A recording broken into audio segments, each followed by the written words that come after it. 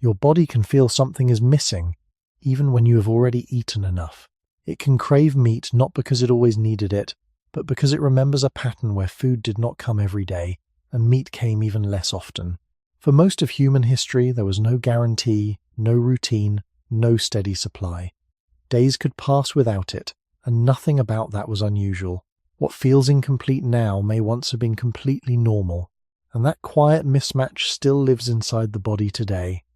Why 90% of human history didn't eat meat every day? There is a small moment that often passes without much attention, usually at the end of a meal. The body is no longer hungry in the simplest sense. The stomach is not empty, the energy is there, and yet something feels slightly unfinished, as if the meal did not fully close the loop. This feeling is quiet, not urgent, but persistent enough to be noticed. It does not always come from a lack of calories, nor from a clear nutritional deficiency. It feels more like a missing piece that is difficult to name, and in many cases it is associated with the absence of meat. In the modern world, where food is available with little interruption, this sensation can appear almost paradoxical. The body receives enough, but still signals that something is not complete.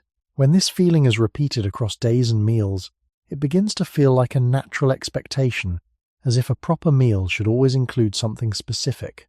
But when this expectation is placed into a longer timeline, one that extends far beyond recent habits, it becomes less stable. For most of human history, the conditions surrounding food were not organized around daily certainty. Access to meat, in particular, depended on variables that were rarely predictable. Animals moved across landscapes in ways that could not be controlled. Weather shifted. Tools had limits, and outcomes were uncertain. Under those conditions, the human body did not form around a steady presence of meat, but around its absence as much as its presence. This does not suggest that meat was unimportant, nor that it played a minor role. It suggests something more subtle. The body learned to operate in a pattern where meat appeared irregularly, sometimes after effort, sometimes after waiting, and sometimes not at all. If we imagine the early environments where human evolution unfolded, they were not spaces of consistent supply, but of variation. Open landscapes, shifting seasons, and scattered resources created a rhythm that was not daily, but intermittent. Within that rhythm, plant-based foods such as roots, seeds, and fruits often provided a more stable baseline, simply because they could be gathered with fewer variables. Meat, by contrast, depended on the presence of animals, the ability to approach them, and the outcome of an attempt that could not be guaranteed. Over time, this difference would shape not only behavior, but also expectation. The body adapted to function across gaps, to continue through periods where certain types of food were not available. It did not pause or fail when meat was absent. It continued, drawing from what was present, adjusting its internal processes to match the environment rather than expecting the environment to match it. When viewed from this perspective, the modern sensation of something missing begins to shift in meaning. It may not be a direct signal of biological necessity in the way it first appears. Instead, it may reflect a more recent layer of habit, formed in a context where variety has become constant and availability has become predictable. The body, which once moved through irregular patterns, is now placed in a system of repetition, where meals arrive at fixed times and foods are consistently present. In that system, expectation can become stronger than history. The feeling of incompleteness may not come from what the body lacks in a strict sense, but from what it has become used to receiving. And yet, beneath that layer, there remains a deeper structure, one that was shaped long before regular meals became common. That structure does not assume daily access. It does not depend on a single type of food appearing at every meal. It holds a memory of variation, of interruption, of periods where certain foods simply did not appear. And it is within that deeper structure that the question begins to form, not as a conclusion, but as a quiet point of tension between past and present. If the human body was shaped in a world where meat was not a daily certainty, then what exactly is the feeling we experience today when it seems to be missing? And where does that expectation truly come from? The sense that something is missing does not arrive as a clear signal. It does not announce itself with urgency, and it rarely points to a specific nutrient or need. Instead, it appears as a subtle dissatisfaction, a quiet continuation of appetite even after eating. In many cases, this feeling is shaped less by immediate biological demand and more by patterns that have become familiar over time. The body does not only respond to what it needs in a strict physiological sense, it also responds to what it has repeatedly received. When a certain type of food appears often enough, the absence of it can begin to feel like a disruption, even if the body is still capable of functioning without it. This creates a layer of expectation that sits on top of deeper biological flexibility. If we move slowly backward along the timeline of human experience, the stability that defines modern meals begins to fade. Food was not organized into predictable portions or regular schedules. Instead, it followed the uneven rhythms of the environment. Some days offered more, others less. Some sources of food were easier to access, while others required time, skill, and favorable conditions. Meat in particular belonged to this second category. It depended on the presence of animals, on proximity, and on the outcome of attempts that could not be guaranteed. This meant that the appearance of meat in the diet was shaped by chance as much as by effort. It could not form the foundation of a daily expectation in the way that certain plant foods could. Roots, fruits, and seeds were not always abundant, but they were often more consistently available within a given landscape. They could be gathered without the same level of uncertainty. This difference between gathering and hunting created a pattern in which the baseline of daily intake was more likely to come from plant sources, while meat appeared in a more irregular way. Over long periods of time, such patterns would not only influence behavior but also shape how the body managed energy and resources. The human body did not develop under conditions where it could rely on a single, consistent source of food appearing every day. Instead, it adjusted to variation. It learned to store, to conserve, and to continue through periods where certain types of food were absent. This capacity is still present today, even if it is less often required.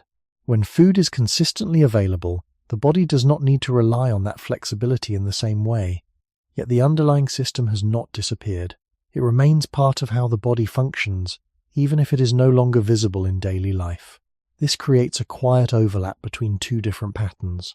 One is recent, shaped by regular access and repeated exposure to certain foods. The other is much older, shaped by irregularity and adaptation to absence. When these two patterns do not fully align, small tensions can appear. The feeling that something is missing after a meal may be one of those tensions. It is not necessarily a direct signal of deficiency, nor is it entirely separate from biology. It exists somewhere between habit and history, between what the body has learned recently and what it has carried for much longer. In this way, the modern experience of food can be understood not as a complete departure from the past, but as a new layer placed over it. The deeper structure remains, shaped by environments where certainty was rare and where food, including meat, did not arrive on a fixed schedule. When we notice the feeling of incompleteness, it may be useful to see it not as a simple lack, but as a reflection of this layered history, a signal that does not point in a single direction, but instead reveals a quiet complexity beneath something as ordinary as a meal, and a reminder that the patterns we experience today may not fully represent the conditions that shape the human body over time. The feeling does not insist, and that is what makes it easy to overlook. It lingers at the edge of awareness, not strong enough to demand action, but steady enough to return. After eating, the body is no longer in need of immediate energy, yet something remains slightly open, as if the process has not fully settled. This quiet incompleteness can be shaped by many factors, but one of them is the way repetition forms expectation over time. When a certain pattern is experienced again and again, the body begins to treat it as a reference point, even if that pattern is relatively recent in a much longer timeline. Meals that include meat on a regular basis can create a sense of closure that becomes familiar. When that element is absent, the difference can be felt, not necessarily because something essential is missing, but because the pattern itself has been interrupted. If we step further back, beyond recent habits, the idea of a meal reaching a clear and consistent sense of completion becomes less certain. In earlier environments, food did not arrive in defined combinations, and it did not always follow a structure that could be repeated day after day. What was eaten depended on what was available, and availability changed with place, season, and circumstance. Under these conditions, the body did not rely on a fixed sequence to signal that eating was finished. It responded instead to sufficiency in a broader sense, drawing from whatever sources were present. Meat, when it appeared, was part of that range, but not a constant element within it. Its presence could change the composition of a meal, but its absence did not prevent the body from continuing its functions. Over time, this created a system that was not centered around specific foods, but around adaptability. The body became capable of moving between different types of intake without requiring the same combination each time. This flexibility was not an occasional adjustment. It was a baseline condition shaped by long exposure to environments where consistency was rare. From this perspective, the modern sense of a meal being incomplete without meat begins to look less like a universal biological signal and more like a reflection of recent continuity. It is a pattern reinforced by regular access, where the same elements appear often enough to define what feels normal. When that continuity is interrupted, the difference is noticed, but the noticing itself does not necessarily indicate a deeper requirement. It may simply reveal how quickly the body adapts to repetition, and how that adaptation can create expectations that feel natural even when they are not rooted in long-term conditions. This does not mean that the body ignores differences between foods. It responds to them in complex ways, adjusting digestion, energy use, and internal balance based on what is consumed. But these responses do not require a fixed daily presence of any single food to function. They operate within a range, shaped by variation rather than uniformity. The earlier human environment, with its shifting availability and uncertain outcomes, reinforced this range. It did not allow for narrow dependence, because such dependence would not have been sustainable. In that sense, the body carries a history that is wider than the patterns it experiences today. It contains the capacity to function across differences, even when those differences are no longer common. When a modern meal feels incomplete, the sensation may arise from the surface layer of habit, while the deeper structure remains steady beneath it. This creates a subtle contrast between what is felt and what is required, between the immediate experience and the longer history that shaped it. And within that contrast, the original question does not resolve itself. It remains open, not as a problem to be fixed, but as a point of quiet observation, where the present meets a past that followed a very different rhythm, and where the meaning of enough may not be as fixed as it seems. To imagine meat as a daily certainty, it helps to begin by forgetting the modern setting in which food is stored, transported, and made available across every season. In the deeper environments of human history, none of that stable structure existed. Food was shaped first by land, weather, movement, and timing. The world did not present itself as a stocked surface waiting to be used. It offered scattered possibilities, unevenly distributed across space and time, and each type of food came with its own conditions of access. This is especially important when thinking about meat. Animals were part of the environment, but not in a way that guaranteed daily contact or daily success. They moved according to water, temperature, migration, cover, breeding cycles, and disturbance. They could disappear from one area and appear in another. Some landscapes supported more game than others.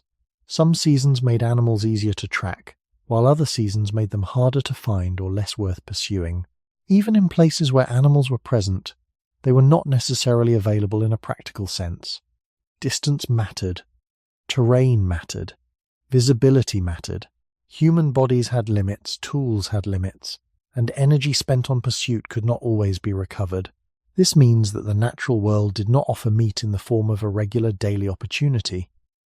It offered occasional encounters within a much larger field of uncertainty. If we look toward the kinds of environments early humans are widely understood to have lived in, they were often mixed and changing rather than simple and uniform. Woodlands, grasslands, river margins, coasts, and seasonal transition zones each shaped food accessed differently. In some places, small animals may have been more common than large ones. In other places, plant foods may have provided the more reliable baseline simply because they did not move away. A root remained in the ground until found. Seeds could be collected when ripe. Fruits appeared by season. None of these foods were guaranteed either, but many of them were less dependent on the success of pursuit. Meat belonged to a different category. It depended not just on finding food, but on reaching a living source that could flee, hide, resist, or vanish into distance.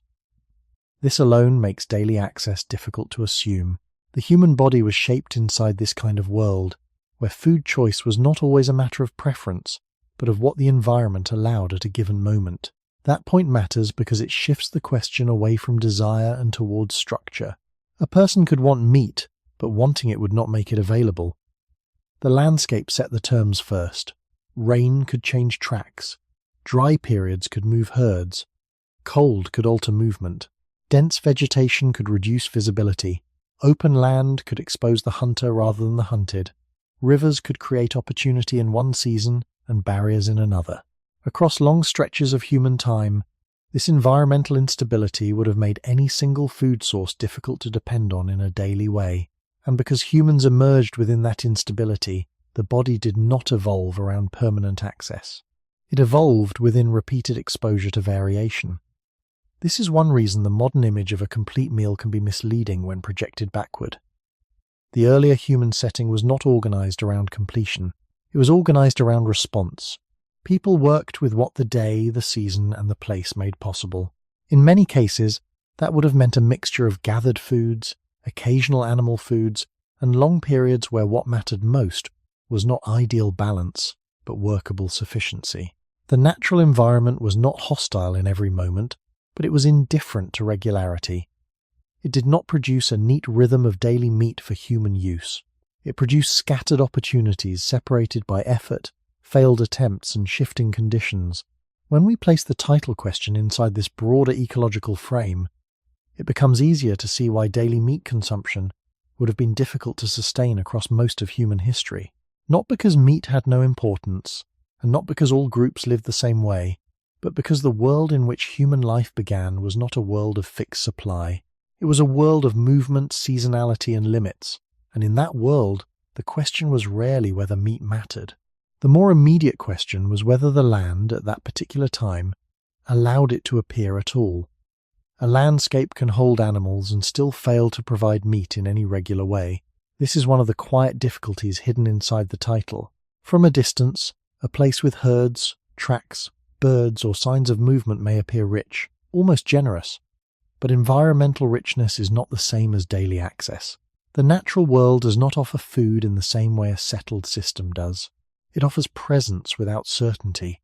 An animal may be somewhere nearby but not visible. It may be visible but too far. It may be close enough to follow, but moving into terrain that increases risk, wastes time, or drains more energy than the attempt can justify. In this way, the environment does not simply contain meat. It places meat behind conditions. The body that emerged through early human history had to function within those conditions, not above them. That is why the question cannot be answered by looking only at what kinds of animals existed in the human world. It has to be asked at the level of access, timing, and cost.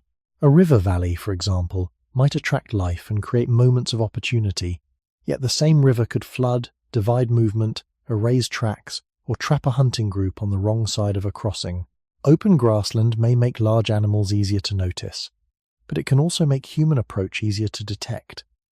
Woodland can hide smaller prey, while also hiding the people trying to reach it.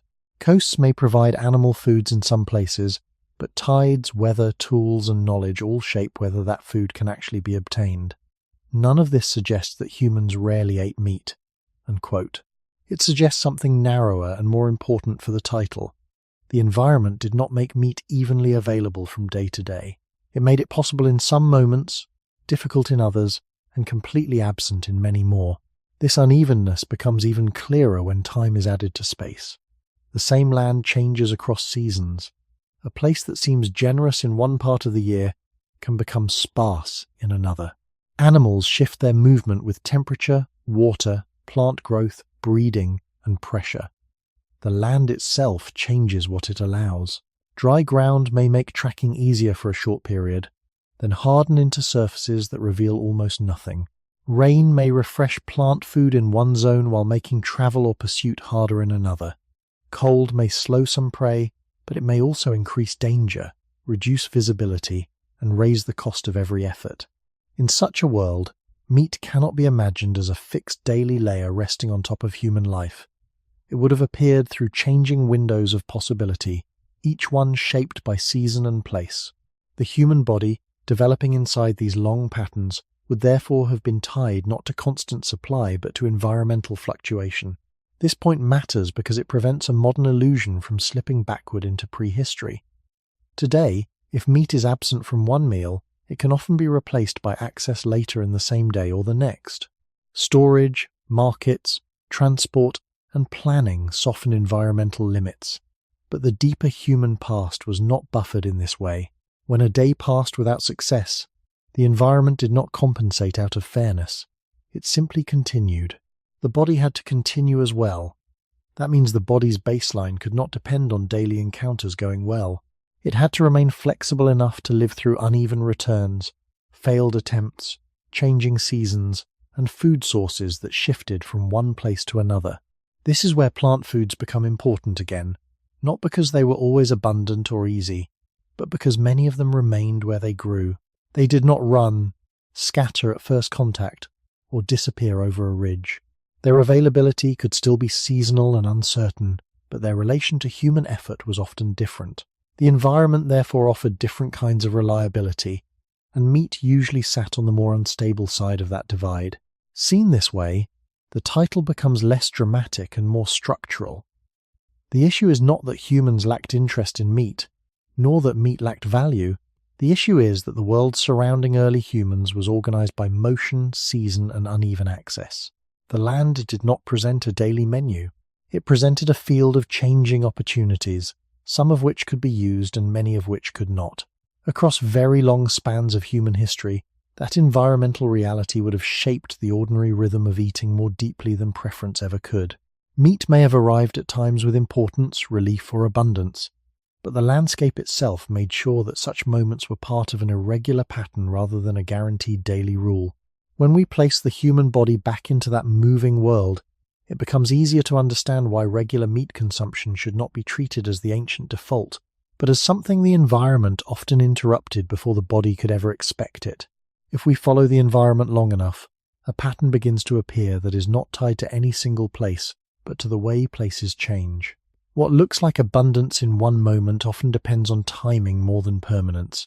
A herd moving across open land may create a brief window where meat seems close and possible, yet that same herd can shift direction, disappear beyond a ridge, or move with the season in ways that remove that opportunity entirely. In another setting, smaller animals may remain within a region, but their presence does not remove the need for time, attention, and repeated effort. The land does not hold still long enough for any one resource to become guaranteed. It moves, and in that movement it reshapes what is possible from one day to the next. This shifting pattern is not an exception. It is a basic feature of natural systems. Water sources change, plant growth rises and falls, temperatures alter behavior, and visibility opens and closes depending on weather and terrain. Each of these elements influences where animals go and how accessible they are. When all of these factors are combined, they create a landscape where the presence of meat is always conditional. Even in areas that support a wide range of life, the timing of access can vary enough to prevent any stable expectation from forming. A place can feel full and still not provide what is needed at the moment it is needed. This is where the idea of daily access begins to dissolve more clearly. To eat meat every day would require not only the existence of animals, but also a consistent alignment of distance, timing, energy, and outcome. The environment rarely holds those elements in place long enough to repeat that alignment day after day. Instead, it produces short intervals where conditions briefly match, followed by longer intervals where they do not.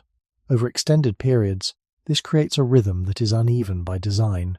Some stretches may offer repeated opportunities, while others may pass with none. The human body, existing within that rhythm, would not be shaped by the moments of alignment alone. It would be shaped by the entire pattern, including the gaps.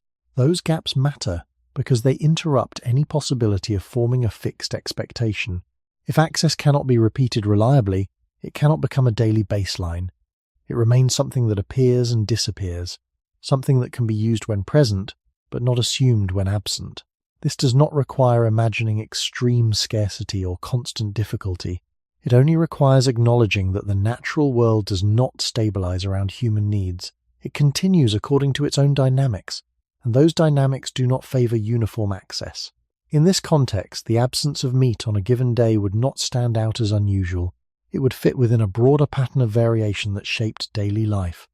The body would move through that variation without expecting each day to resemble the one before it. When we return to the present, where food systems smooth out these environmental shifts, it becomes easier to overlook how deeply those earlier conditions shaped the human baseline. Today, availability can appear continuous even when the environment outside remains variable.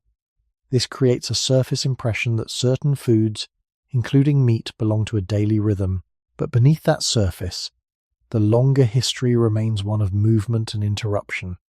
The land did not offer a stable sequence.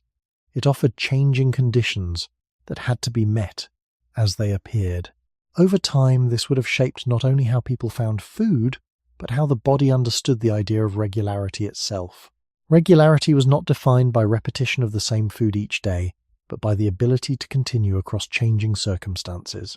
Meat, within this system, could not anchor a daily pattern because the environment did not allow it to do so. It was part of the landscape but never fully under control of it. And because the body developed inside that lack of control, it carried forward a capacity to live without daily certainty, even if the modern world now makes that certainty feel natural. When we place the question back into this moving environment, the answer does not need to be forced. It emerges quietly from the structure of the world itself. A world where conditions shift, where access comes and goes, and where no single food can be assumed to appear each day, no matter how important it may seem when it does. Even when animals were present and conditions seemed favorable, the act of turning that presence into food was never simple or guaranteed. It required more than noticing movement in the distance. It required time, coordination, physical effort, and a sequence of steps that could break down at any point. The body had to move through space, often over uneven ground, adjusting to terrain that could slow, expose, or redirect the attempt. Wind could carry scent in the wrong direction. Light could shift visibility. Sound could travel farther than expected. Each of these elements could alter the outcome before the attempt had fully begun. This is what separates the idea of animals existing in an environment from the reality of obtaining meat from them. The distance between those two states is not small. It is filled with uncertainty, and that uncertainty makes repetition difficult. A successful hunt, when it happened, would have been meaningful, but it could not define the pattern on its own. What matters for the question is not that success occurred, but that it could not be counted on to occur every day. Across different human societies that relied on hunting, careful observations have shown that success does not follow a steady rhythm. Some days bring results, while others do not, even when effort is consistent. This is not because of lack of skill or knowledge, but because the process itself involves variables that cannot be fully controlled.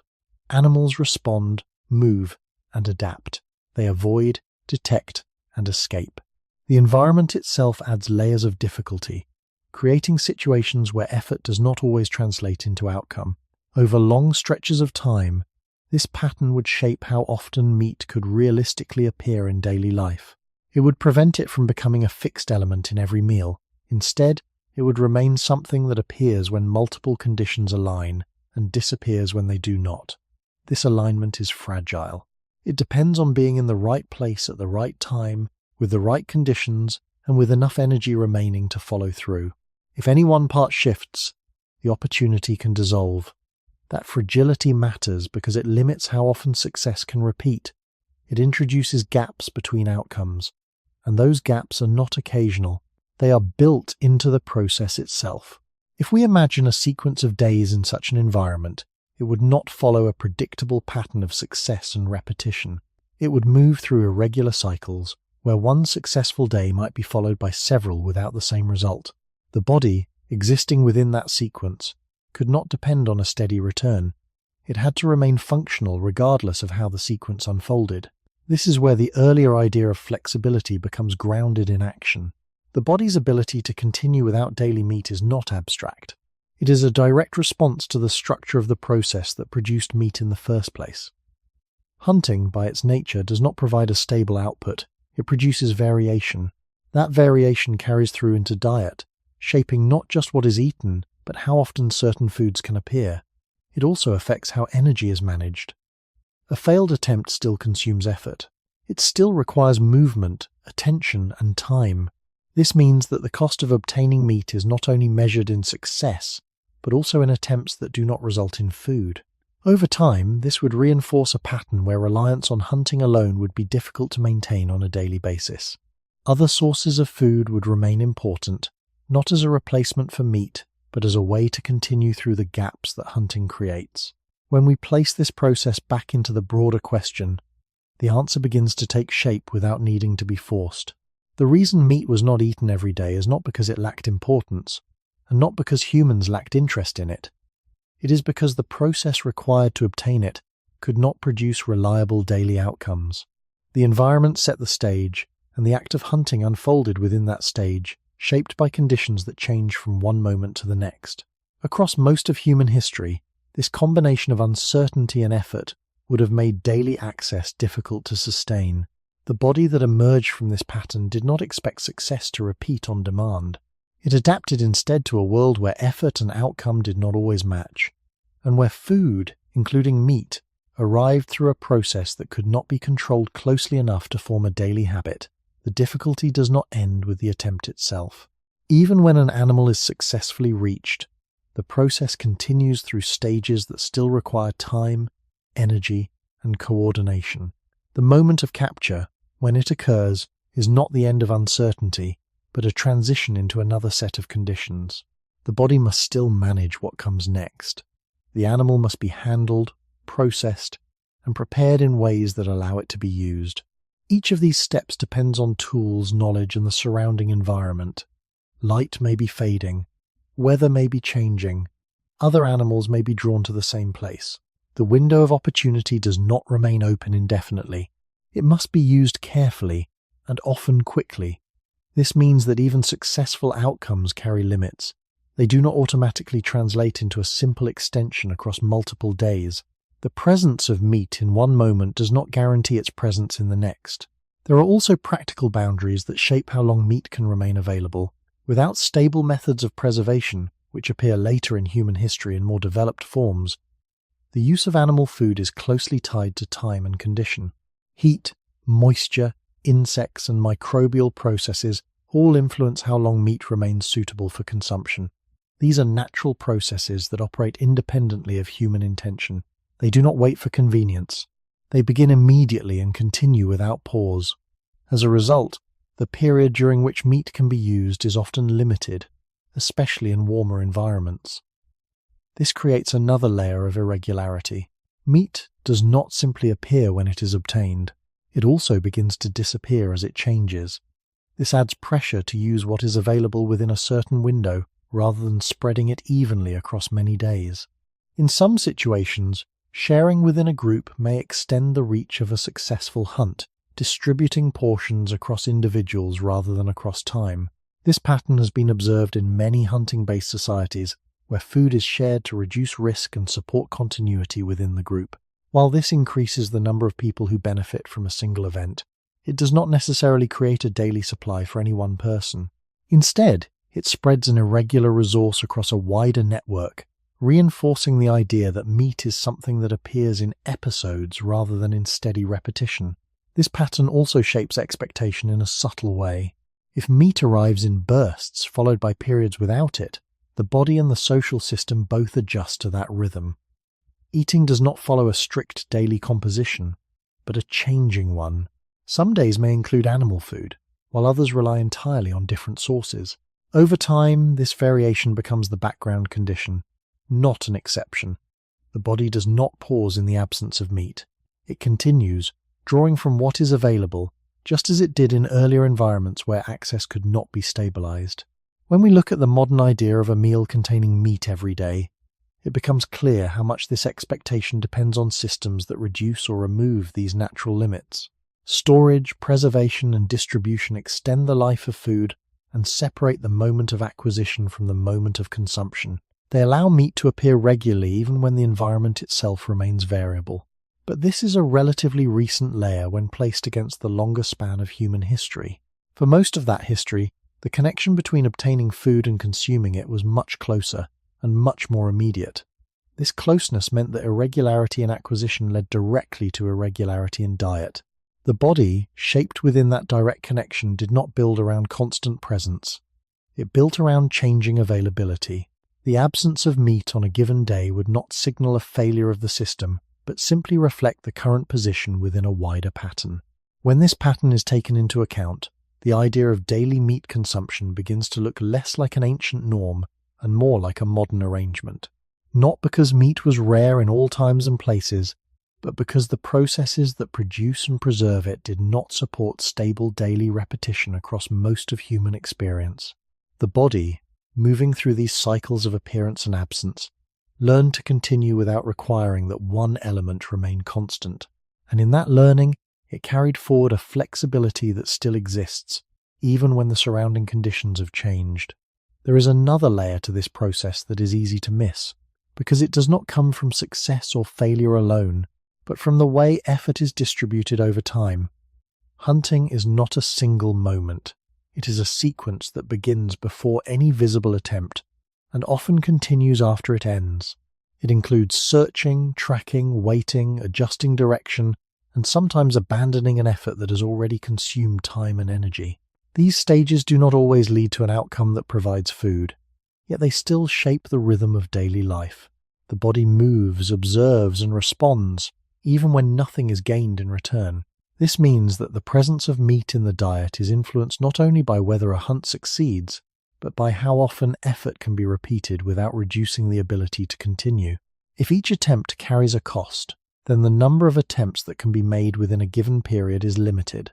This introduces a natural spacing between opportunities. Number. It prevents the process from being repeated in a continuous, daily cycle without consequence. The body cannot pursue indefinitely without rest, recovery, and alternative sources of energy. This is where the broader structure of survival becomes visible. Hunting exists within a larger system that includes gathering, movement, and rest. These activities are not separate. They are interdependent. Time spent in one area reduces time available for another. If hunting does not produce food on a given day, the need to rely on other sources becomes immediate. This shifts attention toward foods that can be obtained with fewer variables, even if they provide different kinds of returns. Over long periods, this balance between activities would shape how often each type of food could realistically appear. Meat, tied to a process with higher uncertainty and cost, would not easily form the center of a daily pattern. It would remain part of a rotating system where different sources contribute at different times. There is also a spatial dimension to this pattern. Movement across landscapes is not neutral. It requires energy, planning, and awareness of conditions. Following animals may lead into areas that are farther from other resources, or into terrain that is more difficult to navigate. Returning from such areas adds another layer of effort. This means that even when an opportunity is found, it must be weighed against the broader demands of the environment. The body cannot simply follow every possibility without considering what it gives up in return. This constant balancing act reinforces the idea that access to meat cannot be treated as a stable daily event. It is shaped by decisions that are themselves shaped by limits. Over time, this creates a pattern where hunting is integrated into a wider strategy, rather than repeated as a fixed routine. The outcome of that strategy is variation. Some periods may include more frequent success, while others may pass with little or none. The body, existing within this pattern, would not align itself with the peaks alone. It would align with the entire range, including the gaps. This alignment is important because it prevents the formation of a narrow expectation. If meat cannot be produced on demand without cost, then it cannot become a guaranteed element of each day. It remains something that is pursued when conditions allow, and set aside when they do not. This does not reduce its importance. It places that importance within a context where it cannot dominate the structure of daily intake. When we return again to the present, where food systems separate effort from outcome, this earlier structure becomes less visible. The energy required to obtain food is often minimal compared to the past, and the cost of failure is reduced by constant availability. This allows certain foods, including meat, to appear regularly without reflecting the underlying processes that once governed their presence. But the body that experiences this regularity was not formed under those conditions. It carries forward a design shaped by effort, uncertainty, and spacing between outcomes. That design does not require daily repetition of any single food to function. It requires the ability to continue across uneven sequences, where success does not arrive on schedule and where absence is part of the pattern rather than a disruption. When we place the question within this full process, from effort to outcome to recovery, the answer becomes less about preference and more about structure. Meat was not eaten every day across most of human history because the process that made it available could not be repeated every day without cost, interruption, and limitation.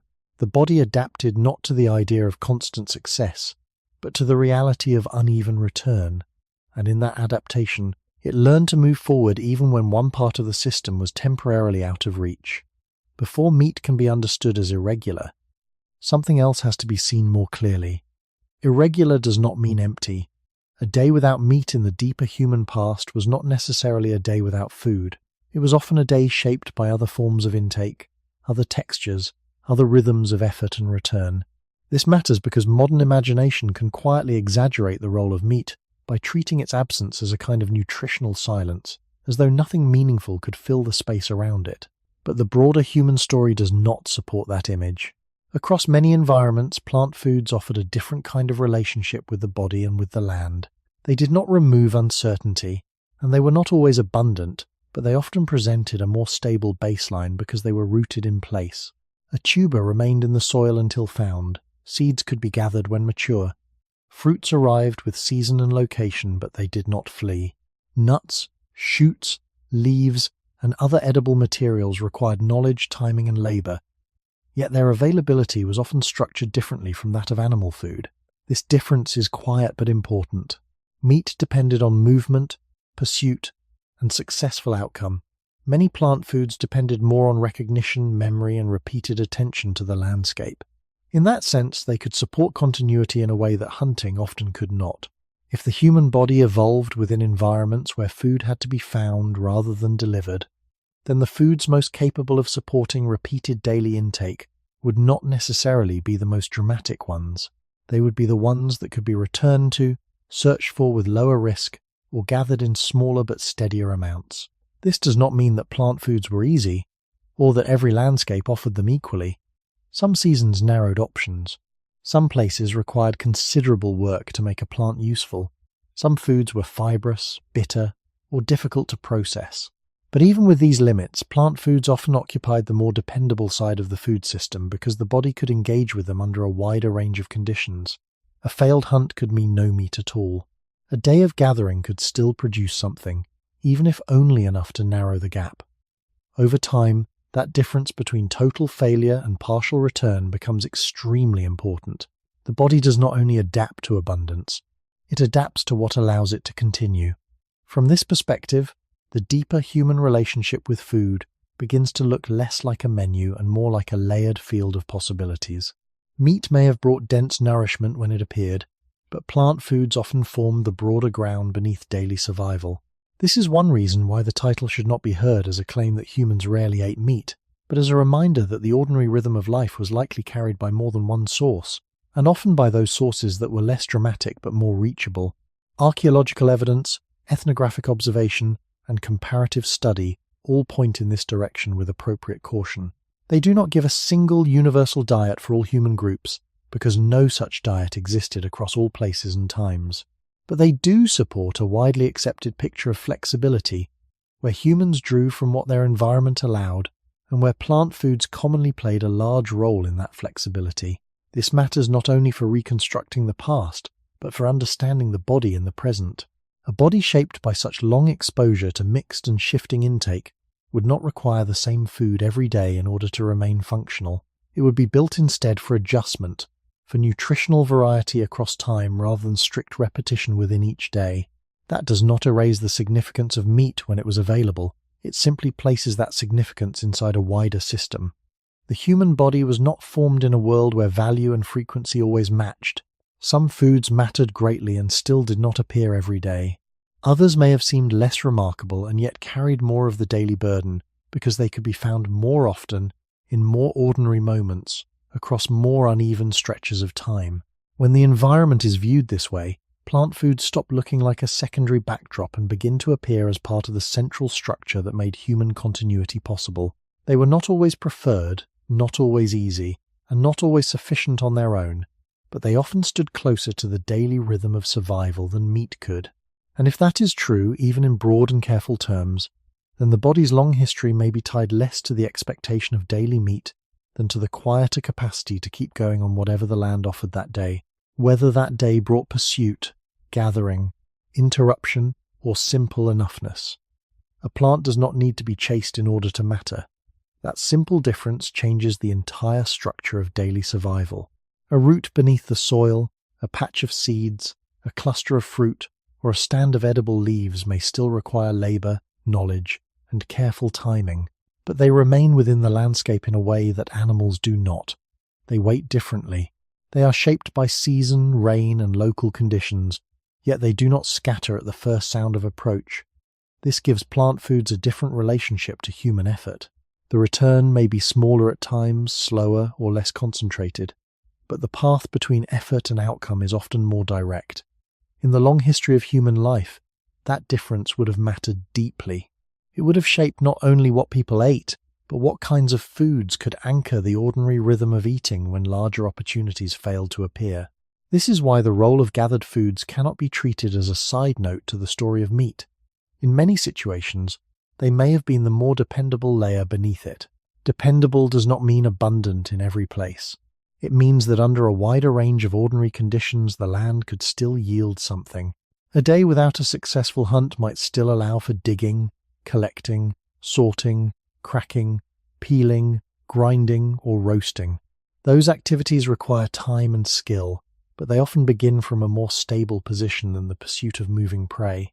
The body, shaped in that setting, would not experience food as a simple choice between meat and nothing.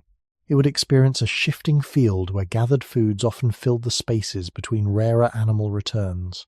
That field changes how the deeper human diet should be imagined, not as a chain of dramatic successes, but as a patient arrangement of what could be reached, recognized, and made usable. Many plant foods also reward memory in ways that fit a long relationship between body and place. To gather effectively, people must know where things grow, when they ripen, how they change across seasons, which parts are edible, and what preparation is needed to make them safe or digestible. This is not a minor skill. It is a sustained form of environmental knowledge, passed across generations and tied closely to the daily work of survival. In that sense, plant foods do not merely appear more reliable because they stay in one place. They also become more reliable because humans learn landscapes in detail. A hunting opportunity can vanish in a moment. A remembered patch of edible roots, by contrast, can become part of a recurring pattern of return, so long as season and place still permit it. This recurring pattern creates a kind of steadiness that is easy to undervalue from a modern distance. The food may seem humble, but its repeatability gives it weight.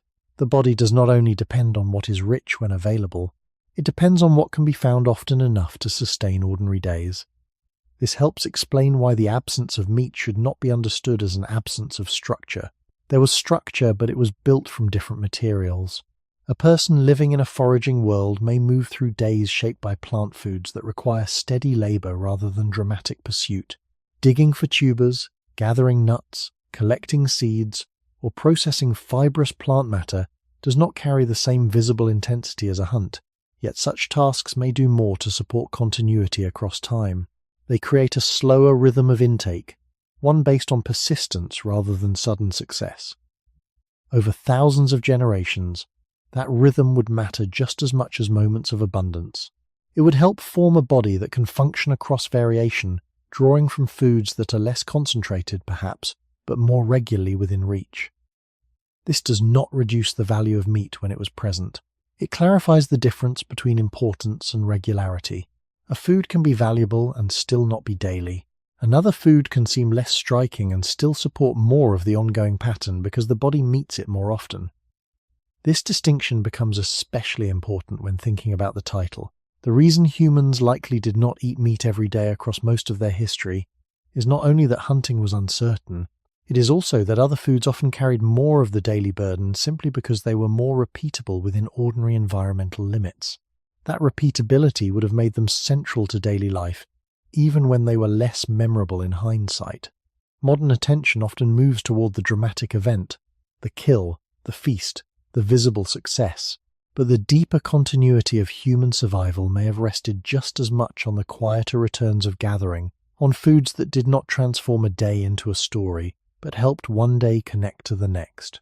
When placed back into that longer rhythm, the human body begins to look less like a machine built for one prized food, and more like an adaptive system shaped by many small continuities. Meat may have arrived with significance, but plant foods often stood closer to the daily ground of survival, and that ground may tell us more about the ordinary human past than the exceptional moments ever could. When a food appears often enough, it begins to shape the ordinary rhythm of life, even if it does not dominate the imagination later. This may be one of the quiet reasons plant foods matter so much in the deeper human story. They may not always stand at the center of modern retelling, but they often sit closer to the structure of everyday continuity. A landscape that does not allow daily meat may still allow repeated contact with roots, seeds, nuts, fruits, shoots, and other edible materials, especially when people know the land well enough to follow its smaller patterns. These foods are not dramatic simply because they do not depend on sudden pursuit, but their very lack of drama may be what made them so important. They could be worked into the day more steadily. They could fill time between rarer moments of animal success. They could create a nutritional bridge across uncertain stretches when the larger and more visible food source did not appear. In this sense, the daily history of eating may have been shaped less by exceptional events and more by modest repetitions. This does not mean that plant foods were always easy to process or always pleasant to eat. Many required labor before they became useful. Some had to be dug out of hard ground. Some had to be cracked, pounded, ground, soaked, roasted, or combined with other practices before the body could benefit from them fully. That labor matters, because it reminds us that repeatability is not the same as ease. A food can be dependable in comparison with hunting and still demand patience, skill, and effort. But this kind of effort is different from the uncertainty of pursuit. It is slower, more methodical, and often more closely tied to knowledge than to a moment of success. Once people knew where a useful plant grew, when it matured, and how to prepare it, that knowledge could be returned to again and again. The body, living inside this kind of repeated relationship, would encounter food as something shaped by memory and landscape as much as by sudden opportunity. That difference would gradually matter at the level of generations. A species does not adapt only to the richest moments in its environment. It adapts to the recurring pattern that carries it through ordinary time. If gathered foods were often part of that recurring pattern, then they helped shape the baseline conditions under which human bodies continued, reproduced, and passed on knowledge. This idea does not require turning plant foods into the sole foundation of every human group, because the evidence does not support a single universal model. Different environments would have produced different balances. In some places, animal foods may have carried more of the burden. In others, plant foods may have done more of the daily work. What remains widely accepted, however, is that human diets were flexible and varied, and that many foraging populations relied heavily on foods that could be gathered more regularly than hunted prey could be secured. That broad picture is enough to change how the title should be heard. If meat was valuable but irregular, and gathered foods were often less dramatic but more repeatable, then the absence of meat on many days would not mean nutritional collapse. It would mean that the body was moving through the ordinary pattern it had long been shaped to handle. This also changes how we think about satisfaction itself. Modern meals often create a sense that fulfillment should come from a particular kind of food, but older eating patterns may have tied fulfillment more closely to continuity than to composition. Enoughness may have meant not that a certain prized food appeared, but that the day yielded something usable, something that could be worked from the land into the body with acceptable cost. A handful of gathered foods, though modest, could carry that meaning. They could turn uncertainty into temporary stability. They could allow the body to continue without waiting for a rarer event to complete the day. Over time, that kind of continuity may have mattered more than modern instinct easily recognizes. The human story was not built only by what was memorable, it was also built by what was repeatable. The remembered excitement of meat, when it appeared, may leave a strong impression in imagination, but the quieter foods that returned again and again may have done more to hold ordinary life together across long stretches of history. When we place the body back into that slower pattern, it becomes easier to see why eating meat every day would not have been the ancient norm for most people in most times. The land offered many things, but it did not offer them equally. Some foods arrived with intensity and irregularity, others arrived with effort and repetition. The body learned from both, but it likely leaned on the second pattern far more often than modern expectation now assumes. That is why a day without meat may have been less unusual than a day without any dependable way to gather something from the ground, the trees, or the seasonal memory of the landscape itself. The body does not reveal its history in a direct way. It does not explain itself when it processes a meal, and it does not clearly separate what it needs from what it has learned to expect. Instead, it works quietly through systems that were shaped over long periods of time, adjusting to different inputs without demanding that the same conditions be repeated every day. This is an important place to pause, because it shifts the question from what people ate to how the body is built to respond to variation. If the human body required meat every day in a strict biological sense, we would expect to see clear signs of that dependence in its structure. We would expect a system that fails quickly or becomes unstable when that condition is not met.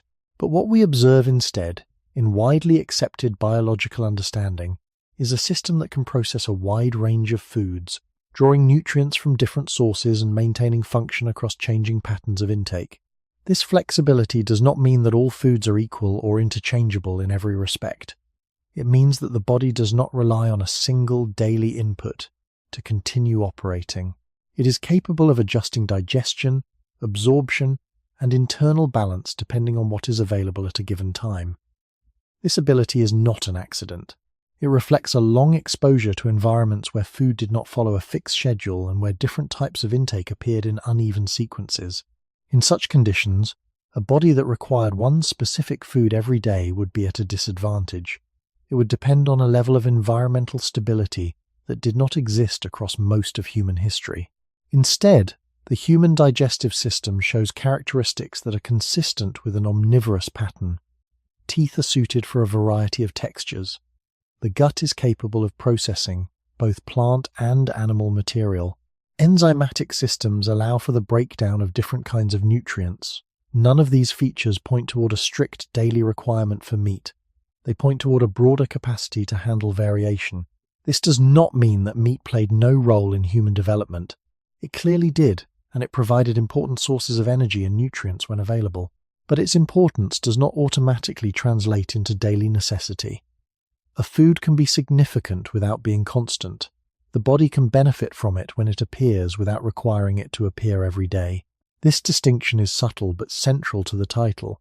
It allows us to move away from the idea that absence equals deficiency, and toward the idea that absence may simply reflect the normal range of conditions under which the body evolved. There are also internal systems that help the body manage periods of difference in intake. Energy can be stored and used over time. Metabolic processes can shift depending on what has been consumed and what is currently available.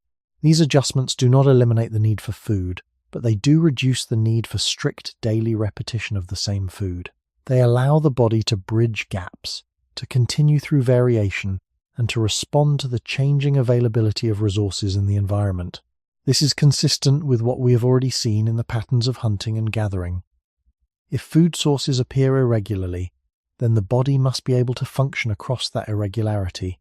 Over long periods, this would shape a system that expects variation rather than consistency. When we return to the present, where food is often available in stable and repeated forms, this deeper flexibility can become less visible. The body still has the capacity to adapt, but it may not be required to use it as often. Instead, patterns of regular intake can create a sense that certain foods are needed daily simply because they have become part of a repeated routine. This is where the earlier feeling of incompleteness connects back to biology. It is not that the body has suddenly lost its flexibility. It is that expectation can become stronger than the conditions that originally shaped the body. The deeper structure remains capable of functioning across different types of intake, but the surface experience is influenced by what is familiar. When that familiarity is interrupted, the difference is felt. From a biological perspective, this does not necessarily indicate a failure or a lack. It indicates a mismatch between recent patterns and long-term design. The body, shaped across a wide range of conditions, continues to carry the ability to operate without daily meat, even if modern life makes that pattern less common. When we place the title within this biological frame, it becomes less surprising. Humans did not eat meat every day across most of their history, not only because of environmental limits, but because the body itself did not require such constancy to continue. It was built to move through variation, to use what was available, and to remain stable even when certain foods were absent for periods of time. And that deeper capacity, though often hidden beneath modern habits, still forms the quiet foundation of how the body works today. The body's flexibility becomes easier to see when we stop imagining food as a fixed formula and begin thinking of it as a changing stream. Across the long human past, nutrients did not arrive in identical packages, and they did not enter the body on a perfect schedule. Some days likely brought more protein, some more starch, some more fat, some more fiber, and many days would have reflected a shifting mixture shaped by place and season rather than by design. Under those conditions, the body could not depend on a narrow pattern. It had to work with variation not only across years or seasons, but across shorter stretches of time. This is one reason the human system is better understood as adaptive than fixed. It can absorb, store, convert, and redistribute. It can make use of nutrients from different sources and hold function together even when intake changes from one period to the next. That ability does not make nutrition unimportant. It shows that the body was shaped in a world where regularity was often limited, and where resilience depended on internal adjustment rather than on external consistency. In a biological sense, this means the body is not organized like a system waiting for one specific daily signal. It is organized more like a balancing process, constantly responding to what arrives and what does not. Protein can come from more than one source. Energy can come from more than one source. The body can store some materials, conserve others, and shift its priorities depending on circumstances. These are not minor features. They are part of what allowed humans to survive across very different environments, from colder regions to warmer ones, from coastlines to forests, from more open ground to more enclosed landscapes. A body that required daily meat in order to remain stable would not fit easily into that range of conditions. It would place too much of survival on a resource that the environment could not guarantee. Instead, what we see is a species with mixed dietary capacity, able to make use of animal foods when available, but also able to continue when those foods are absent. This helps explain why the human body does not look like that of a strict carnivore. It does not carry the narrow dependence that would force meat into every day, nor does it resemble a system built around one single pathway of intake. It is broader than that. Its teeth, digestive tract, metabolic flexibility, and long history of foraging all point toward range rather than strictness. The body can respond differently depending on what is eaten, but difference is not the same as dependence. A meal containing meat may be processed one way, a meal built around gathered plant foods another way, yet both can fit within the wider operating range of human biology. This wider range is the key.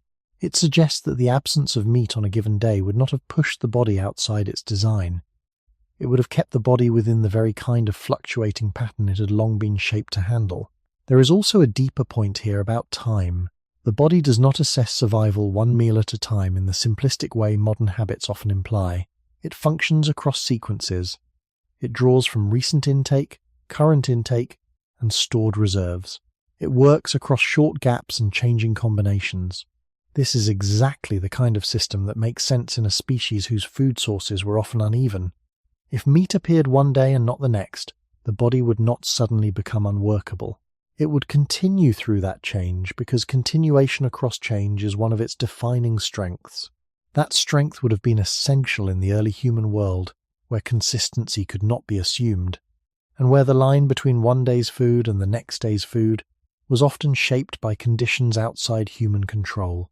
Seen in this light, the modern feeling that meat should appear regularly begins to look less like biology in its deepest form, and more like a habit built upon abundance and repetition. The body can certainly become accustomed to patterns, and those patterns can shape appetite, satisfaction, and expectation. But beneath those recent layers, the older structure remains. It is still a structure built for variation, not for uniformity. This matters because it keeps the title from becoming a false conclusion. The point is not that humans never depended on meat in meaningful ways, or that meat had little value. The point is that biological design does not support the idea of strict daily necessity across the full human past. Meat could be important without being constant. The body could benefit from it without requiring it at every turn. Over long stretches of human history, that distinction would have mattered enormously. It would have allowed people to move through uncertain landscapes without being tied to a single daily food source. And it would have shaped a species whose survival depended less on perfect dietary repetition than on the capacity to remain steady while the world offered different things on different days. In that sense, the body itself carries part of the answer. It is not built around the certainty of daily meat, but around the much older reality that food arrived in changing forms and that life had to continue anyway. If the body is viewed over a single day, its needs can appear precise and immediate, as if each meal must contain a complete set of elements in order to maintain balance. But when the same body is viewed across longer stretches of time, that impression begins to soften. What looks like a strict requirement in the short term often resolves into a broader pattern when time is extended. The body does not reset itself completely at the end of each meal. It carries forward what has been taken in, redistributes it, and continues to adjust as new inputs arrive. This means that balance is not created in a single moment. It emerges across sequences, sometimes uneven ones, where different types of food appear at different times. In that context, the absence of meat on a given day does not necessarily place the body outside its functional range. It simply becomes one part of a larger sequence in which other days may look different. This way of functioning aligns closely with the environmental patterns that shaped human history. Food sources were not arranged to provide perfect daily balance.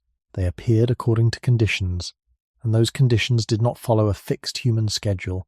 The body, adapting to that world, would have been shaped to integrate variation across time rather than to demand uniformity within each day. This is a subtle but important distinction.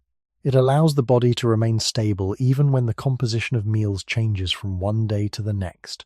It also explains why a system built on strict daily dependence would not fit easily into environments where food availability was uneven. The body needed to be able to move through sequences where one type of food appeared in one period and another type appeared later. Meat, within this framework, becomes one contributor among several, rather than a constant anchor. It can provide concentrated nourishment when it is present, but it does not define the daily baseline on its own. Other foods, including those that could be gathered more regularly, would often carry more of that baseline simply because they appeared more often. Over time, this creates a pattern where nutritional balance is distributed rather than concentrated. It is not assembled fully at each meal, but accumulated across a series of meals that differ from one another. This pattern is widely consistent with what is known about human dietary flexibility. It does not rely on exact repetition. It relies on range. The body can draw from different sources, process them in different ways, and maintain continuity even when the immediate composition of food changes. This does not mean that all patterns are equally supportive of long-term health, and it does not suggest that the body is indifferent to what it receives. It means that the body is not designed around the expectation that the same elements must appear every day without interruption. It is designed to work within a range that reflects the variability of the environment in which it evolved. When we return again to the modern experience, where meals often repeat similar structures day after day, the contrast becomes clearer. Regular access to specific foods can create the impression that they are required at that frequency. The body becomes accustomed to a pattern, and the absence of that pattern can feel like a deviation. But this feeling does not necessarily reflect the deeper design of the system. It reflects a recent alignment between availability and habit. The deeper design remains broader. It carries the imprint of environments where variation was constant, where different foods arrived at different times, and where balance was something the body assembled across changing conditions rather than something delivered in a fixed daily form. This is where the question begins to settle into a quieter understanding. Humans did not eat meat every day across most of their history, not only because the environment made it difficult, and not only because hunting was uncertain, but also because the body itself did not require that level of repetition to remain functional. It could move through sequences where meat appeared and disappeared, where other foods filled the gaps, and where continuity depended on the ability to adapt rather than the ability to repeat. When the body is seen in this longer frame, its expectations begin to look less rigid and more responsive. It does not ask for the same thing each day, in the way modern habits might suggest. It works with what arrives, carries it forward, and continues across the uneven flow of time. And within that flow, the absence of meat on many days becomes not a failure of the system, but a reflection of the very conditions that shaped it in the first place. If the body leaves quiet traces inside itself, the past also leaves traces outside it, in materials that remain after activity has ended. These traces do not speak directly, and they do not provide a complete record, but they offer something that can be studied with care. Stone tools, animal bones, cut marks, hearths, and the arrangement of remains across sites all form part of a wider picture. This picture is not simple or uniform. It varies across regions, time periods, and environmental contexts. Yet within that variation, certain patterns are widely accepted. They do not point to a single fixed way of eating, but they do suggest that meat was part of human diets without appearing as a constant daily presence across all settings. One of the most commonly studied forms of evidence comes from animal bones that show signs of human interaction. Marks left by stone tools can indicate that animals were processed for food. The distribution of these bones within a site can show that people brought parts of animals back to particular places, sometimes for shared use. Burn patterns can suggest cooking or exposure to fire. These kinds of findings confirm that humans did eat meat at different points in time, but they do not, on their own, establish how often that occurred on a daily scale. Archaeological evidence rarely provides that level of resolution. It captures moments, not continuous sequences. It shows that events happened, not how evenly they were spaced across ordinary days. This limitation is important because it prevents the evidence from being interpreted as proof of constant repetition. A site rich in animal remains may represent a period of successful activity or repeated use over time, but it does not necessarily mean that every day within that period included meat. There may have been gaps, changes, and variations that the material record cannot fully capture. This is why archaeologists often approach such evidence with caution, looking for patterns across multiple sites and contexts rather than drawing strong conclusions from a single location. When broader comparisons are made, a consistent theme emerges: variability. Different regions show different mixes of plant and animal use. Some sites indicate a stronger presence of animal processing, while others suggest a greater reliance on gathered foods. Even within the same region, patterns can shift over time as environments change and as human practices adjust to those changes. This reinforces the idea that there was no single universal pattern of daily meat consumption across human history. Instead, there were many local patterns shaped by environment, technology, and opportunity. Stone tools themselves provide another layer of insight. Their design and wear patterns can indicate different types of use, including cutting, scraping, and processing plant or animal materials. Some tools are associated with the preparation of meat, while others are better suited to working with plant fibers or digging. The presence of multiple tool types within a site suggests a mixed approach to food, rather than a system centered on a single resource. This aligns with the broader understanding of humans as flexible foragers, able to draw from different sources depending on what was available. Fire, when present, adds another dimension. Hearths and burned materials show that people were able to cook and process food in ways that expanded what could be eaten.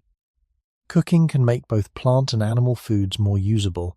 It does not point toward a single type of diet, but toward a capacity to work with a range of foods. This capacity would have supported variation rather than strict repetition. It would have allowed people to adjust their intake as conditions changed, making use of whatever resources were accessible at a given time. When all of these traces are considered together, they form a picture that is careful rather than definitive.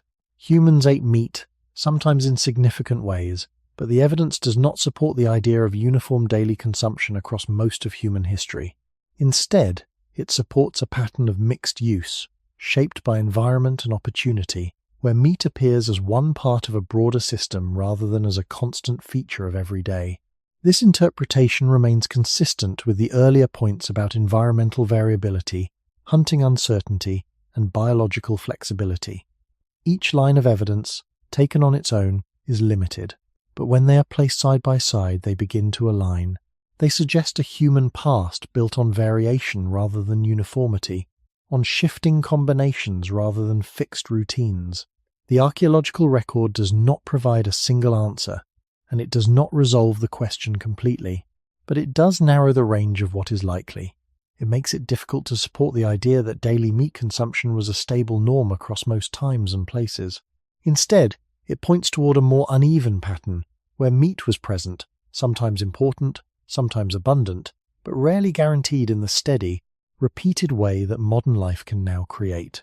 Archaeological traces gain more meaning when they are read not as isolated finds, but as distributions across space and time. A single site can suggest that meat was processed there, but only when many sites are compared does a broader pattern begin to emerge.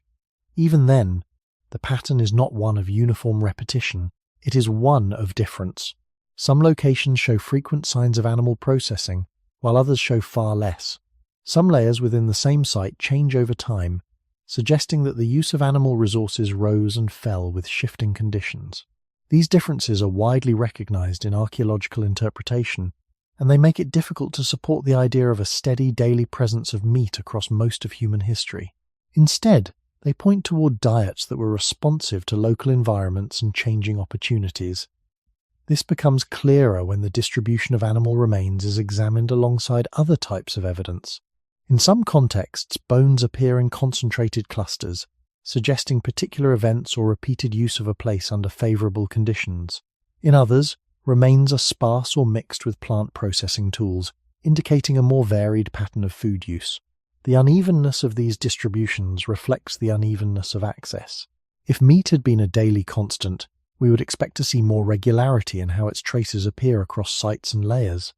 What is observed instead is variation, both between regions and within them over time. This does not diminish the role of meat. It places it within a system that does not repeat in the same way every day. Another line of evidence comes from the study of wear patterns on teeth and microscopic residues preserved on tools. These methods can suggest that plant materials were processed and consumed alongside animal foods. While interpretations must remain cautious, the combined picture again supports flexibility.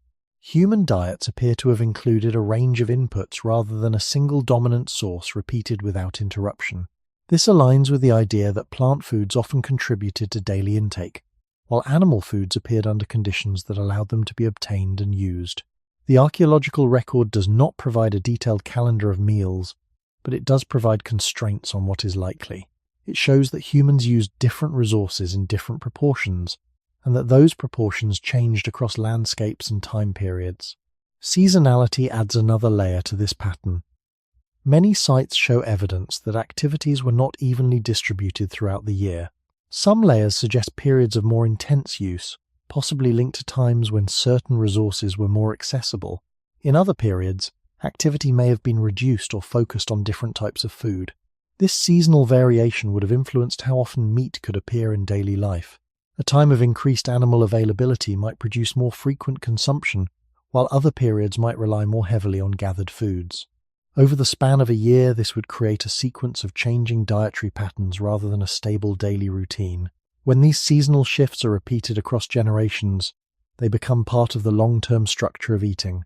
The body, living within that structure, would not align itself with a single daily expectation. It would align with a cycle of change, where different foods come forward at different times. This reinforces the idea that daily meat consumption would have been difficult to maintain as a consistent pattern across most environments. Not because it never happened, but because the conditions that allowed it were not present in a continuous way. The archaeological record, with all its limits, still provides a framework for understanding this. It does not give precise frequencies, and it does not allow us to reconstruct exact daily meals, but it does show that human diets were not fixed. They shifted with place, with time, and with opportunity. It also shows that animal foods were part of that shifting system, sometimes prominent, sometimes less so, but rarely appearing in a way that suggests uniform daily repetition across all contexts. When these observations are combined with what is known about environmental variability and the structure of hunting, a consistent picture begins to form. The absence of daily meat is not an anomaly that needs to be explained away. It fits naturally within a broader pattern of variability that is visible across multiple lines of evidence. The archaeological record does not resolve the question with certainty, but it supports a careful conclusion. Human diets were shaped by conditions that changed, and those conditions did not sustain a constant daily presence of meat across most of human history. Archaeology is most useful when it teaches restraint. It gives material traces, but it rarely gives a complete rhythm. A burned bone, a cut mark, a scatter of stone flakes, a concentration of animal remains near a hearth. These are pieces of a past action, not a full record of ordinary days. That is why the strongest archaeological reading of human diet is usually not a dramatic one. It is a careful one. The evidence can show that people processed animals, consumed animal tissue, returned to certain food sources, and used tools in ways consistent with both plant and animal preparation. What it does not usually show is a smooth, unbroken pattern of daily meat consumption. In fact, one of the most widely accepted lessons from the archaeological record is that food use was variable, local, and shaped by conditions that changed over time. That lesson matters because it protects the title from becoming too simple. The title is not saying that humans almost never ate meat. It is asking whether meat was ordinary in the way modern repetition makes it seem ordinary now. Archaeology, when read carefully, leans away from that kind of daily certainty. One reason is preservation itself. Not all foods survive equally in the record. Bones often preserve better than soft plant tissues, which means animal use can sometimes appear more visible than plant use, even when both mattered. This creates a distortion that archaeologists know well. A site filled with animal remains can look, at first glance, like strong proof of meat-centered daily life. But that impression has to be tested against preservation bias, site function, seasonality, and time depth. A place where animals were processed may preserve those moments more clearly than the quieter, repeated use of gathered foods that left fewer durable traces. So even when meat is visible in the record itself warns against assuming frequency from visibility alone. What survives best is not always what happened most often. This is where archaeological method becomes especially important. Researchers compare faunal remains, tool assemblages, plant residues where available, hearth evidence, site location, and patterns of repeated occupation. When those lines are brought together, the picture that emerges is not one of a universal rule, but one of mixed subsistence. Some sites seem more strongly tied to animal processing, others suggest broader use of gathered resources. Many show evidence that humans were using whatever combination of foods local conditions made practical. That broader pattern fits with everything already established in the earlier Truk. Environments changed, hunting outcomes were uneven, plant foods often offered more repeatable returns, and the body itself was flexible enough to function across variation. Archaeology does not stand apart from those ideas. It reinforces them by showing that the material remains of past life are themselves irregular. Another important point is that sites are not always records of ordinary days. Some may preserve unusual episodes better than routine continuity. A successful hunt that brought substantial animal remains into one place can leave a strong archaeological signal. Repeated small-scale gathering of plant foods may leave a weaker one, especially if preservation is poor. This means that dramatic food events can become overrepresented in the record compared with quieter daily practices. The result is a kind of archaeological spotlight. It illuminates certain moments more strongly than others. If we are not careful, that spotlight can make episodic meat use look more regular than it truly was. But when archaeologists step back and compare many sites across many regions and time periods, the overrepresentation becomes easier to detect. The same general conclusion returns. Human food systems were varied, not fixed, and the record does not support the idea that meat appeared every day as a stable ancient norm. There is also the issue of scale. Archaeology often works in layers that compress time. A deposit may represent repeated occupations, many events, or long intervals of use. Within that compressed record, animal remains may accumulate in ways that say very little about daily spacing. Meat may have been eaten many times across a long period, yet still not have been a daily feature of life. That distinction is essential. Frequency across centuries or repeated site use is not the same as frequency across consecutive days. The archaeological record can show recurrence, but recurrence is not regularity. Once that distinction is kept in view, the title becomes easier to defend in a careful way. The evidence does not need to prove that meat was absent on most individual days. It only needs to show that the past does not support the modern assumption of constant, stable daily presence. And that is exactly where the evidence tends to lead. It suggests a human history shaped by episodes of access, intervals of absence, local adaptation, and mixed food strategies. In that world, meat could be important without being constant, visible without being daily, and memorable without carrying the whole burden of ordinary survival. When archaeology is read with that level of caution, it does not flatten the past into a single story. It keeps the past open, varied, and more believable. And in doing so, it quietly supports the larger idea running through this video, that for most of human history, the normal rhythm of eating was probably not built around daily certainty, but around changing opportunities that the body had learned, over a very long time, how to survive within. When food is obtained, it does not always remain with the person who found it. In many human societies that depend on foraging, the act of eating is closely tied to the act of sharing. This pattern is not uniform across all places and times, but it is widely observed and carefully documented in groups whose ways of life still reflect earlier forms of subsistence. When meat becomes available, it often enters a social system rather than staying within a single individual's control. It is distributed, divided, and passed across relationships in ways that reduce risk and support group continuity. This changes the meaning of access. A successful hunt does not necessarily mean that one person will eat meat repeatedly across many days. It often means that many people will receive a portion at one point in time. The resource spreads across individuals rather than extending across days. This distribution pattern has important consequences for how often any one person experiences meat in their daily life.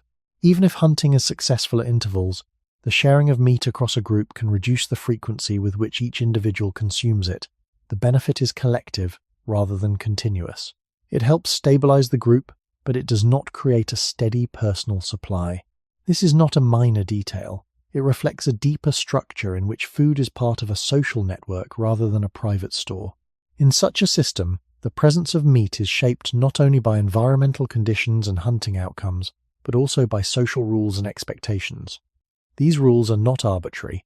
They are understood to help manage uncertainty. When food is unpredictable, sharing reduces the impact of uneven success. One day, one individual may contribute more. On another day, someone else may do so. Over time, this creates a flow of resources that moves through the group rather than staying fixed in one place. But this flow does not remove irregularity, it redistributes it. The group may experience periods of greater access followed by periods of less. Individuals within the group may receive meat at different times, depending on how resources move. The result is a pattern where meat appears in social cycles rather than in daily personal routines. This social dimension also interacts with the practical limits of preservation. As discussed earlier, meat often needs to be used within a certain time frame, especially in warmer conditions. Sharing becomes one way to respond to that limit. Instead of attempting to extend a single portion across many days, the resource is divided and consumed more quickly by more people. This reinforces the episodic nature of meat consumption. It appears, is shared, and is used within a relatively short window. After that window, the system returns to relying on other sources until the next opportunity arises. From the perspective of the individual body, this creates a rhythm that is shaped by both environment and society. Access to meat is not only irregular because of hunting success, it is also irregular because of how that success is distributed. The body does not receive a steady stream. It receives participation in a shared event, followed by a return to other forms of intake. Over long periods, this pattern would become familiar. It would form part of the background expectation of how food appears and disappears within daily life. This is another reason why the idea of eating meat every day does not align easily with most of human history. Even if the environment and hunting process allowed for occasional success, the social structure would tend to spread that success across the group. The result is not a continuous personal supply, but a collective pattern of distribution. Each individual experiences meat as part of a shared rhythm rather than as a private daily habit. When we compare this with the modern situation, where food is often individually portioned and consistently available, the contrast becomes clear. Today, a person can have repeated access to the same type of food without depending on group distribution or shared events. This creates a sense of continuity that was not supported by earlier systems. The body, shaped in a context of shared and irregular access, is now placed in a system of individual and repeated availability. That shift can influence expectation, making daily meat consumption feel natural even if it does not reflect the conditions under which the body evolved. When the question is viewed through this social lens, it gains another layer of depth. The absence of daily meat is not only a result of environmental limits or biological flexibility, it is also a result of how human groups organized food in response to uncertainty. Meat was not only difficult to obtain, it was also meant to be shared, and in that sharing it became part of a pattern that emphasized connection and continuity over individual repetition, shaping how often it could appear in the life of any one person across the long span of human history. Sharing does more than distribute food. It also shapes how time is experienced in relation to eating. When meat enters a group and is divided among many people, it tends to gather attention into a single moment. That moment can feel full, not only in terms of nutrition but also in terms of social presence. People come together, portions are handled, and the act of eating becomes part of a shared event. This creates a pattern where meat is tied less to routine and more to occasion. It appears in clusters rather than in a smooth, repeating line. The day that includes meat may feel different from the days that do not because the body requires a strict alternation, but because the social structure concentrates access into particular times. This concentration has a quiet effect on frequency. If a group shares meat when it becomes available, and if that availability itself is irregular, then individual experience will follow that same irregularity. For Morom, a person may eat meat on one day as part of a group event, then not encounter it again for a period of time, even if the group continues to function and eat other foods during that interval. The pattern is not one of absence followed by absence alone. It is one of variation shaped by how resources move through relationships. In this sense, the timing of meat consumption is not controlled by individual preference. It is influenced by when opportunities arise and how those opportunities are socially managed. This makes daily repetition difficult to sustain, not because it is impossible in every context, but because the structure of sharing tends to spread resources across people, rather than across consecutive days for one person. There is also an element of scale within groups that matters here. Larger groups require wider distribution. A single successful hunt may not provide enough to create a lasting personal supply for each member. Instead, it is divided in ways that reflect social ties, obligations, and expectations. Even in smaller groups, the principle of sharing can still lead to a similar outcome. The resource is used collectively, and once it has been used, the system returns to other forms of intake until the next opportunity appears. This reinforces a pattern where meat is experienced as part of a cycle rather than as a constant. It becomes something that punctuates time instead of filling it evenly. This cyclical experience can also influence how memory forms around food. Events that involve meat may be remembered more clearly because they are less frequent and more socially concentrated. They stand out against the background of more regular, quieter meals based on other foods. Over time, this can create a sense that meat is central, even if it does not appear daily. The memory highlights the moments of abundance, while the continuity of gathered foods becomes less visible in hindsight. This difference between memory and frequency can shape how the past is imagined. It can make irregular events seem more dominant than they were in the flow of everyday life. When we return to the biological side, this pattern still fits within the body's capacity for variation. The body does not require that the same food appear every day in order to remain stable. It can integrate these cycles, using what is available when it arrives and continuing when it does not. The social rhythm of sharing does not conflict with biological function. It aligns with it. Both operate within a system where continuity is maintained across uneven sequences rather than through strict daily repetition. This alignment between social structure and biological flexibility helps explain why the absence of daily meat would not have been disruptive across most of human history. It would have been part of the normal rhythm of life. The body would continue through days shaped by gathered foods, then participate in moments when meat became available, then return again to other sources. Over long periods, This creates a pattern that is both stable and variable at the same time. Stable in its ability to continue, variable in the composition of each day. In the modern context, where food is often separated from both environmental uncertainty and social distribution, this older pattern becomes less visible. Meat can be accessed individually and repeatedly, without depending on group events or shared timing. This shifts the rhythm from clustered occasions to daily repetition. The body, however, still carries the capacity to operate within the older pattern. It does not require that the new pattern replace it entirely. When we place the title within this social and temporal frame, it becomes clearer that the question is not only about availability or biology, but also about how food moves through human relationships. Meat did not simply appear in the past. It moved through networks of sharing, through moments of concentration, and through cycles that shaped how often it could be experienced by any one person. And within those cycles, daily repetition would have been the exception rather than the rule. When food moves through a group, it also moves through time in a different way. The rhythm of eating becomes less tied to the individual and more tied to the flow of relationships. What one person eats on a given day is not determined only by what they can obtain, but by what has recently entered the group and how it has been distributed. This creates a pattern where access is shared, but also spaced. Meat, when it appears, does not settle into a daily routine for each person. It passes through the group, leaving an impression that is collective rather than continuous. This kind of movement changes how regularity is formed.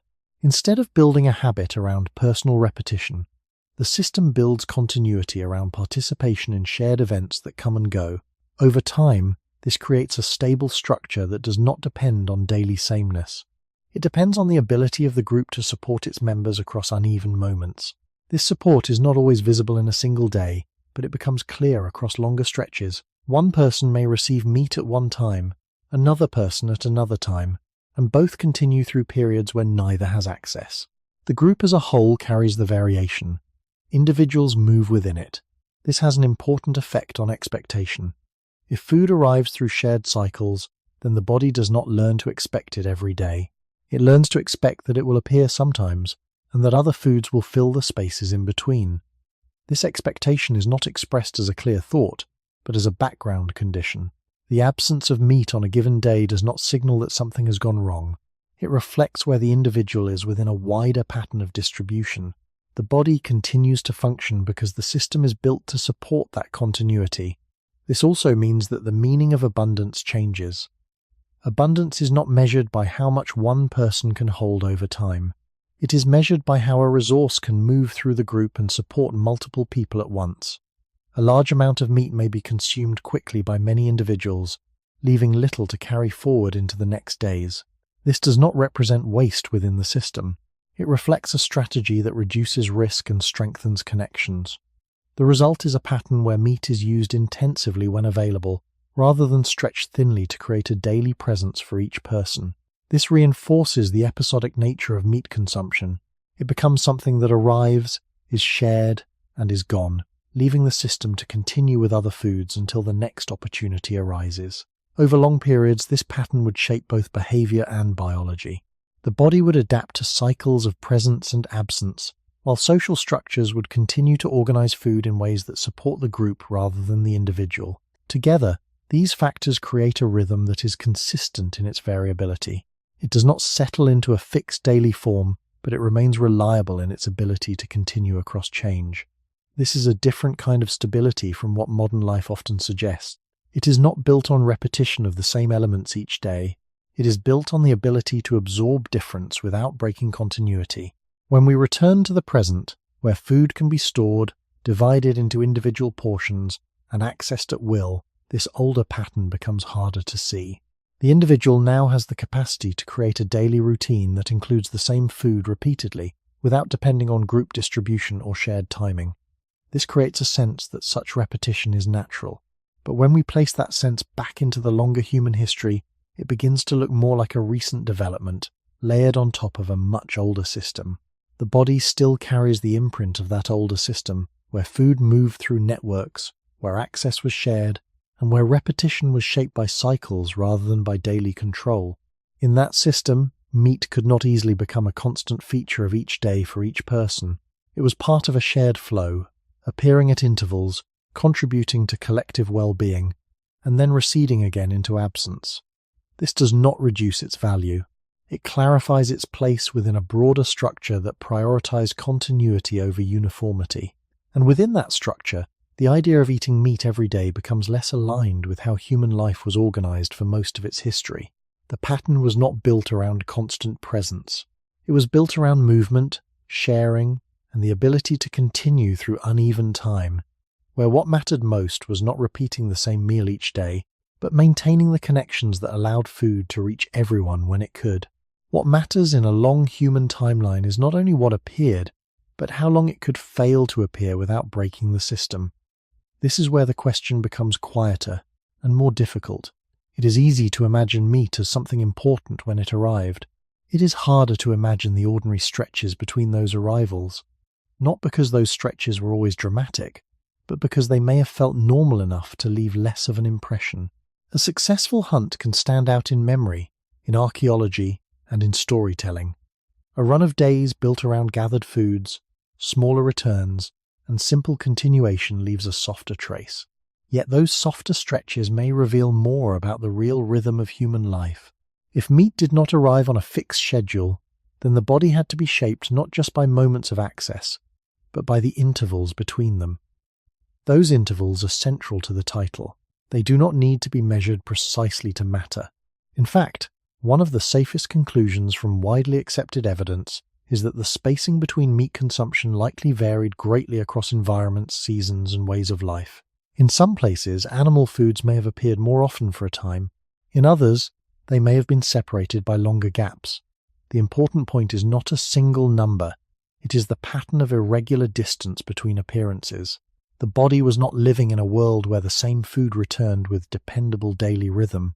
It was living in a world where return itself was uneven. Once that is understood, the question of meat becomes less about abundance and more about waiting. Waiting does not always mean hunger in the simplest sense. It can mean continuing on other foods while one food source remains absent. It can mean moving through ordinary days without expecting that absence to be corrected immediately. It can mean that the body and the group both treat delay as part of the normal structure of life. This is why the intervals matter so much. They shape expectation. If a food appears, disappears, and returns without regular timing, then it cannot easily become the unquestioned center of daily eating. It becomes part of a broader cycle, one that includes presence, absence, and the ability to continue through both. In early human environments, those intervals would have been shaped by many forces at once. Animal movement, weather, landscape, tools, effort, group size, sharing, and preservation all work together to determine when meat could next appear. None of these conditions followed a precise human timetable. The result would have been a food pattern marked by spacing rather than certainty. A successful day did not guarantee the next one. A period of access did not guarantee stability. The human body, exposed to that pattern over very long periods, would therefore have been shaped not just by what it received, but by what it learned to do without for a while. This is a subtle form of adaptation. It does not mean the body ignored meat or treated it as unimportant. It means the body did not depend on immediate repetition. It remained capable of functioning across gaps. This same logic helps explain why gathered foods likely mattered so much in the background. They did not erase the intervals. They helped carry the body through them. They gave continuity to days when more valued or more concentrated foods did not appear. In that sense, the spacing between meat events may have done as much to shape the human diet as the events themselves. Modern life tends to compress this older rhythm until it almost disappears. Food systems reduce waiting. Storage reduces interruption. Purchase reduces uncertainty. A person can now encounter the same food again and again without passing through any meaningful interval at all. That repeated immediacy can make daily access feel natural, even inevitable. But the longer human past suggests something else. It suggests a body formed in conversation with delay, with uneven return, and with stretches of ordinary life in which meat was simply not there. Those stretches were not outside the human pattern.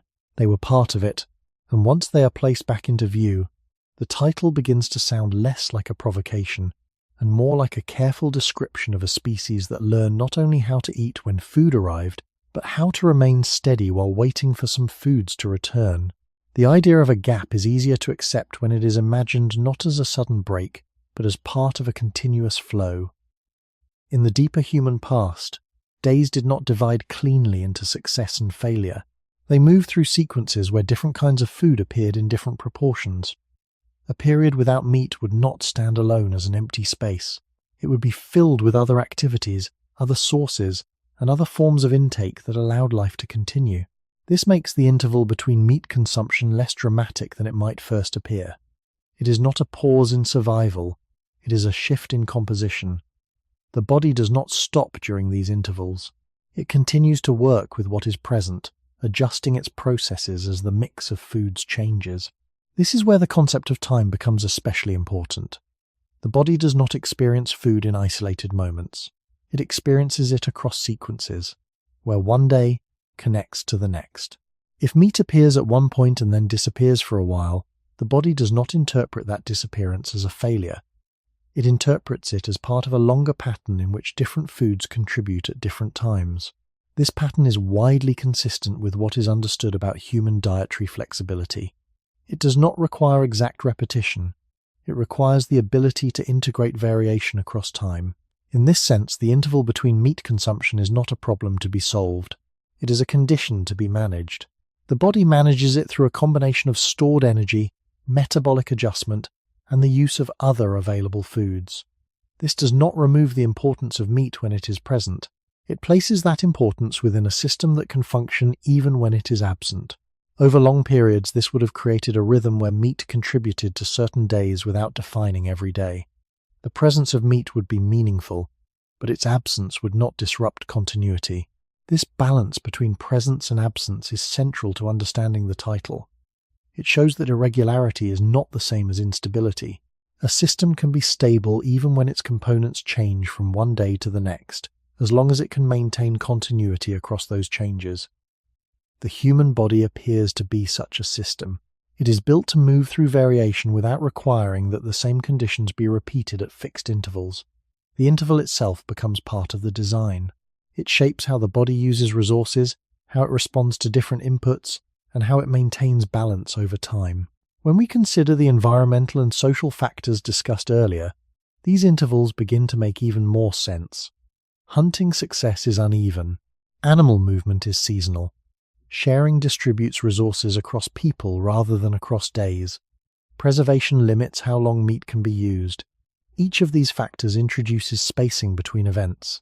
Together, they create a pattern where meat cannot easily appear every day, even if it appears regularly at certain times. The body, living within this pattern, does not resist it. It adapts to it. This adaptation is not expressed as a conscious strategy.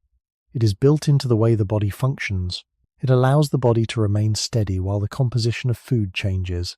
It allows it to use what is available without requiring immediate repetition. This is why the absence of meat on many days would not have been unusual in most human contexts. It would have been part of the expected flow of life. When we compare this with a modern experience, where intervals are often shortened or removed entirely, the contrast becomes clear. Today, the gap between access to certain foods can be so small that it is almost invisible. Meat can be consumed in consecutive meals without interruption, creating a sense that this pattern is normal, but this normality depends on systems that did not exist for most of human history. It is a product of storage, transport, and controlled distribution. The body itself was shaped before these systems became widespread. It carries a history of longer intervals, of uneven return, and of adaptation to delay. When we place the question back into that longer frame, the intervals between meat consumption become a central part of the answer. They show that the human diet was not organized around daily certainty, but around sequences that included both presence and absence. And within those sequences, the body learned to continue, to adjust, and to remain stable even when one type of food did not appear for a time. The longer the timeline becomes, the less useful a daily expectation starts to feel. A day is a very small unit when placed inside the full span of human history. What shaped the body was not the guarantee of what would happen by evening, but the repeated experience of moving through stretches of time where some foods returned quickly and others did not. Meat belonged to that second pattern. It could appear with real importance, sometimes changing the energy or texture of a period, but it did not always return soon enough to form a stable daily rule. This matters because a food does not become ordinary merely by being valuable. It becomes ordinary when its return is predictable enough to shape expectation. Across most of human history, the return of meat was too uneven for that kind of expectation to settle permanently into the daily structure of life. The important thing, then, is not to imagine a single gap, but to imagine recurring intervals of different lengths, some short, some longer, all shaped by conditions outside human control. This is where the body's deeper relationship with time becomes visible. The body is not built only to consume. It is built to continue between moments of consumption. It carries food forward, shifts its internal priorities, and uses different resources as they become available. In a world where meat could not be counted on each day, this ability would have been essential.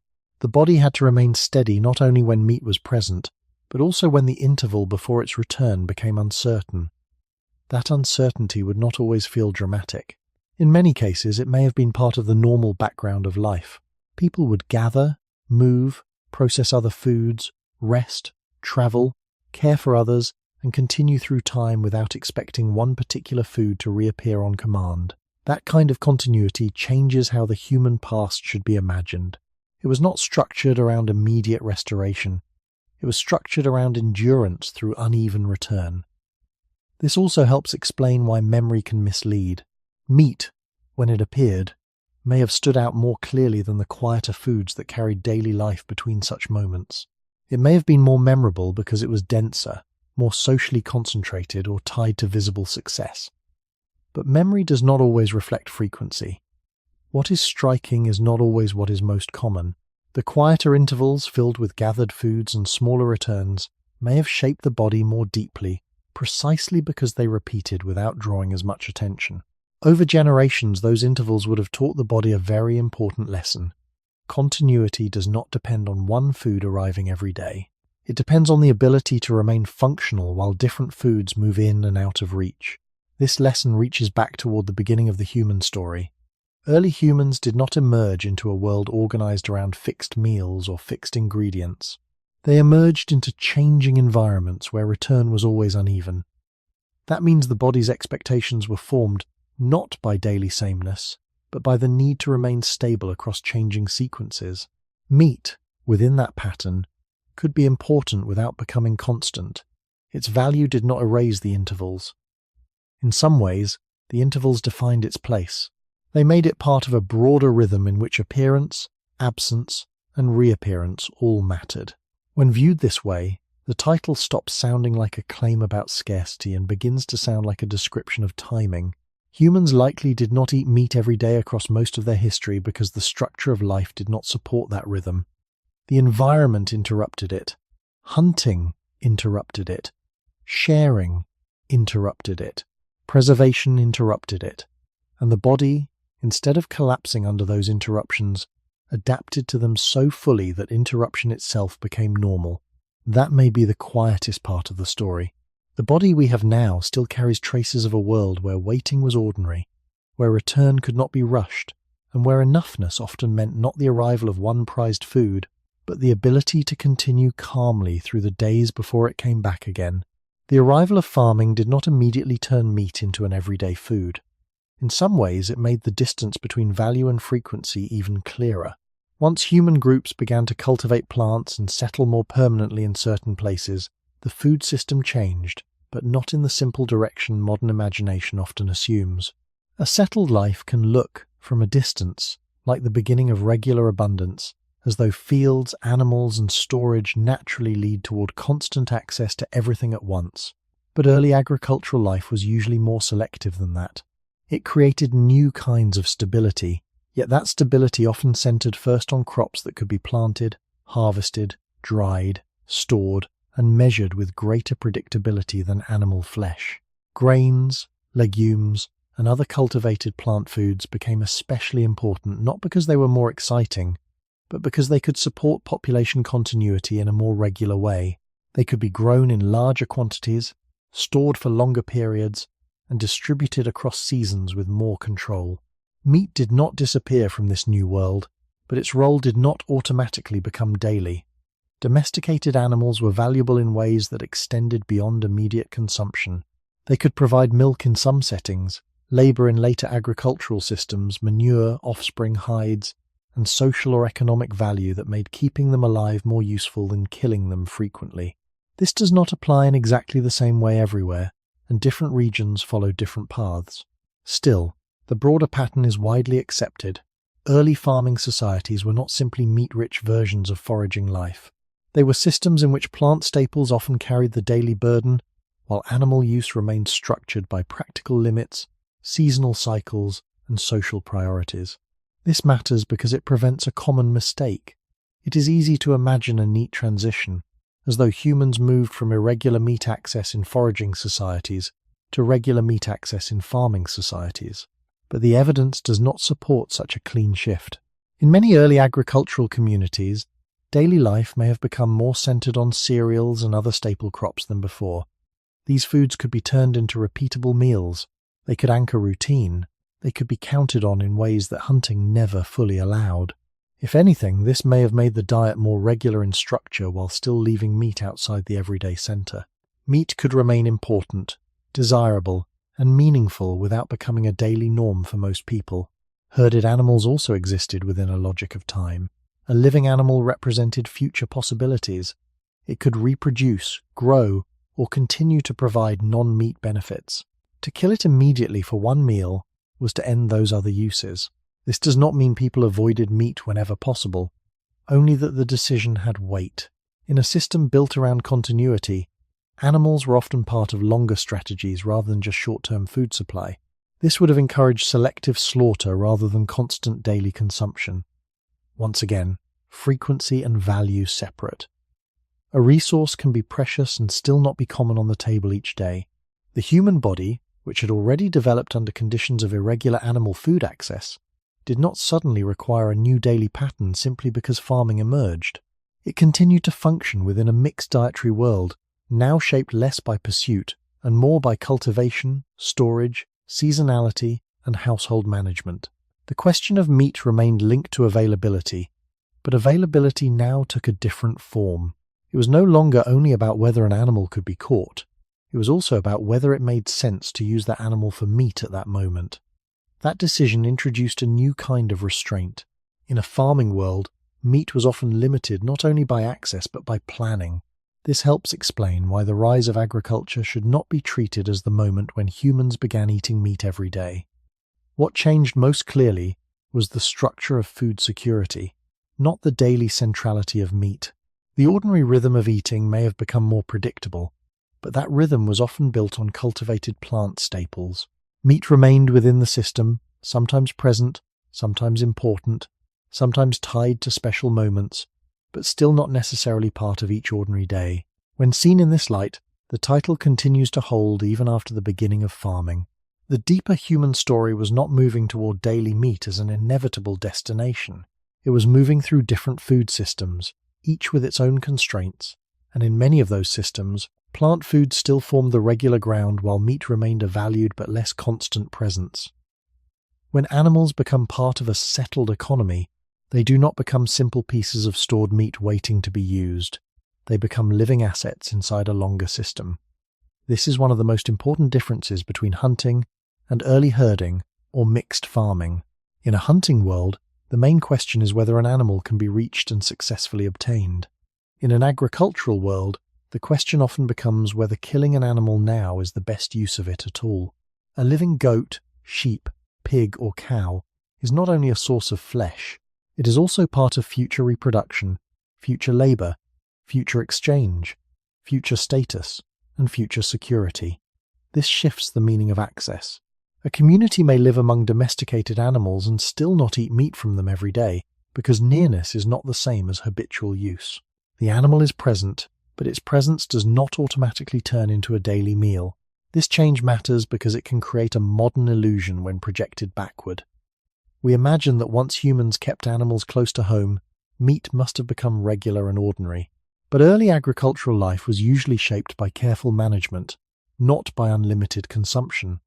Herds had to be protected, fed, bred, and maintained across seasons. Their size could rise or fall with disease, drought, conflict, poor grazing, or harsh weather. In such a system, slaughter was rarely just a question of appetite. It was tied to timing, household need, ritual, season, and survival strategy. That means the daily rhythm of food could still remain centered on plant staples even in communities surrounded by domesticated animals. Grain porridge, bread, legumes, and other stored crops often fit the logic of routine much more closely than meat did.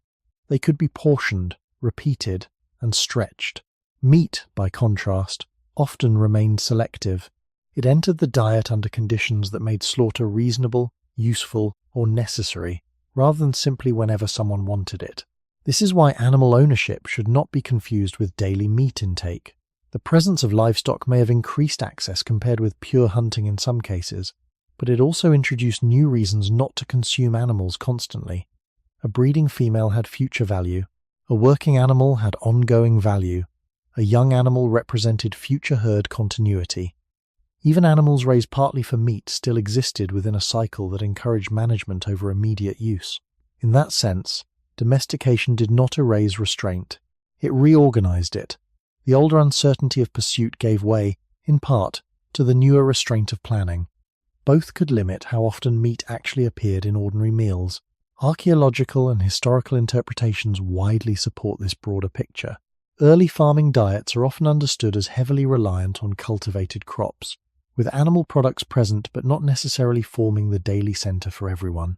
Bone assemblages, slaughter profiles, and settlement evidence can suggest selective use of livestock, sometimes shaped by age, season, and productive role. These patterns do not tell a single story for all regions, and caution is always necessary.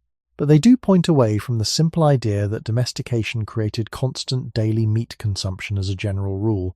Social structure also matters here. In many settled communities, meat could still be tied to household events, seasonal moments, hospitality, or communal use rather than routine everyday repetition. A slaughtered animal might feed many people at once, much like the earlier sharing patterns seen in foraging societies.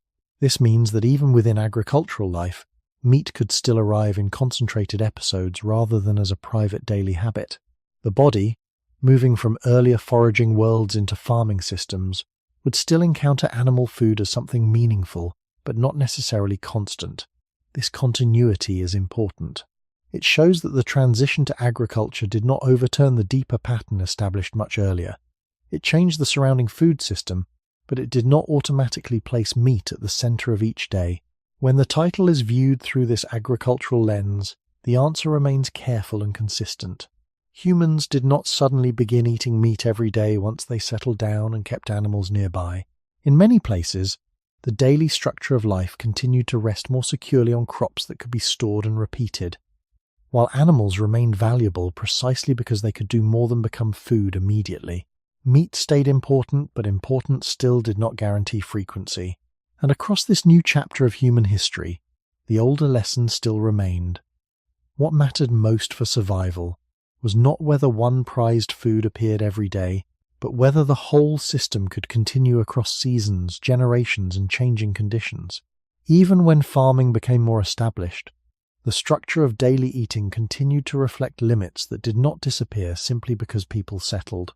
Fields could fail, harvests could vary, storage could be lost, and herds could change in size from one season to the next. Stability increased in some ways, but it did not become absolute. Within that setting, the idea of a daily meal still had to be grounded in what could be repeated with the least risk. This is where staple crops held their place. Grains and other cultivated foods could be measured, portioned, and extended across time in ways that meat often could not. They could form a base that supported ordinary days, even when other resources fluctuated. Meat, by contrast, often remained tied to moments when conditions aligned, whether those conditions were practical, seasonal, or social. This created a pattern that looks familiar when placed alongside earlier periods. The details changed, but the rhythm did not fully reverse. Food systems continued to combine regular elements with irregular ones. The regular elements tended to be those that could be produced, stored, and distributed with greater control. The irregular elements, including meat in many contexts, entered the diet in ways that depended on timing rather than on daily repetition. This does not mean that no one ever ate meat frequently. In certain places and under certain conditions, access could increase, and some groups may have experienced more regular consumption. But when the full range of human societies is considered, the broader pattern remains one of variation rather than uniform daily presence. This distinction is important because it keeps the title grounded in widely accepted understanding, rather than in isolated cases. It allows room for diversity without turning that diversity into a single rule. There is also a gradual shift to consider as societies become more complex over time. Trade networks, social hierarchies, and differences in access begin to shape how food is distributed. In some settings, certain groups may have greater access to animal products than others.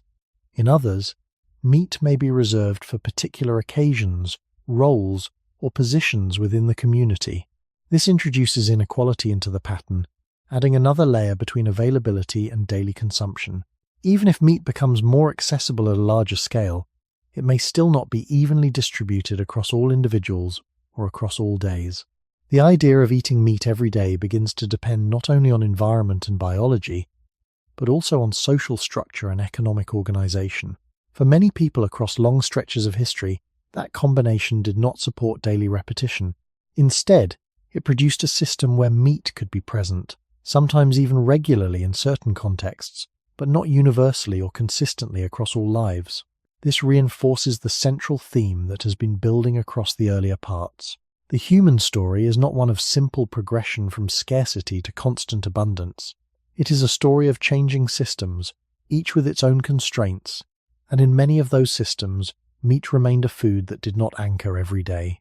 It could be valued, desired, and integrated into diets in meaningful ways, but it was still shaped by timing, by use, and by the need to balance immediate consumption with longer-term continuity.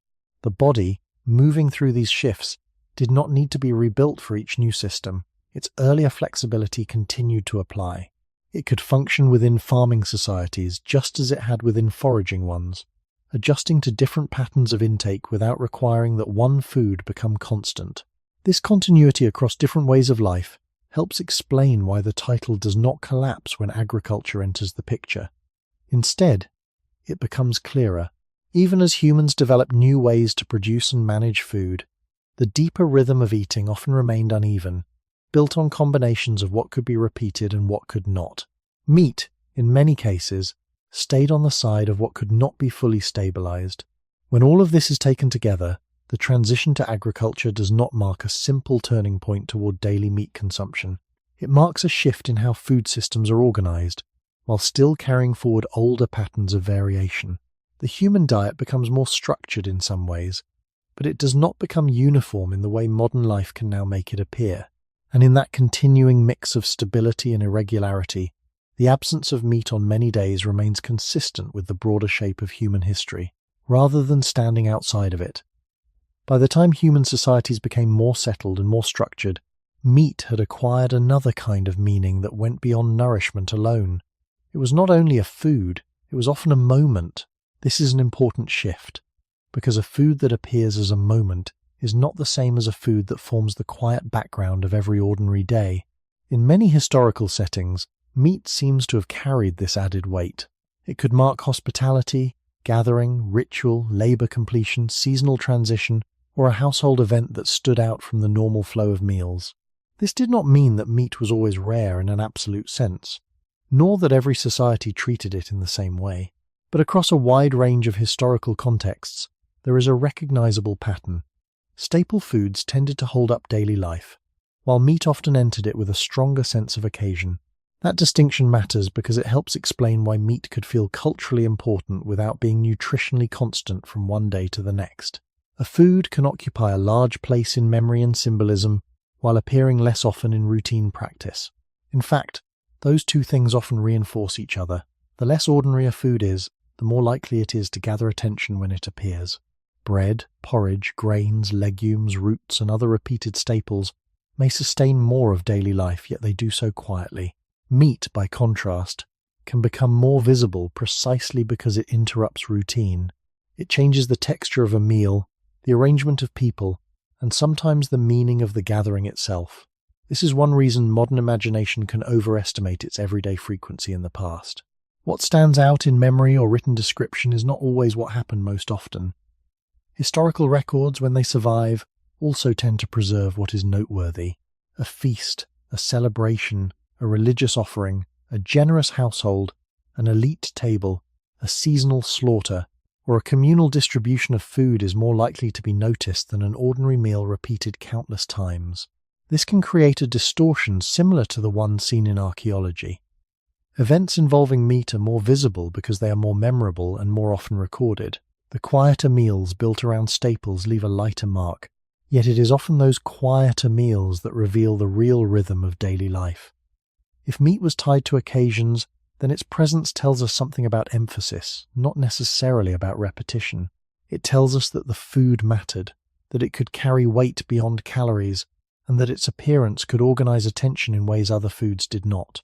But that symbolic or social weight does not prove everyday frequency. In many cases, it suggests the opposite. The more a food becomes linked to occasion, the less likely it is to be completely ordinary. This pattern fits what has already emerged across the earlier parts of the video. Environmental uncertainty limited regular access. Hunting created uneven returns. Sharing spread resources across groups. Agriculture increased stability without making meat central to every day. Now, in more developed social settings, meat continues to appear as something meaningful but not necessarily constant. It becomes part of the visible surface of culture while daily continuity still rests more heavily on repeatable staples. This also helps explain why the human body could move through history without daily meat while still giving it special value when it appeared. The body and the culture did not need to treat frequency and importance as the same thing. A food could matter deeply and still remain episodic. It could be welcomed, remembered, and sought after without forming the foundation of ordinary daily eating. When seen this way, the title becomes even more believable. Most of human history was not organized around meat as a daily background certainty.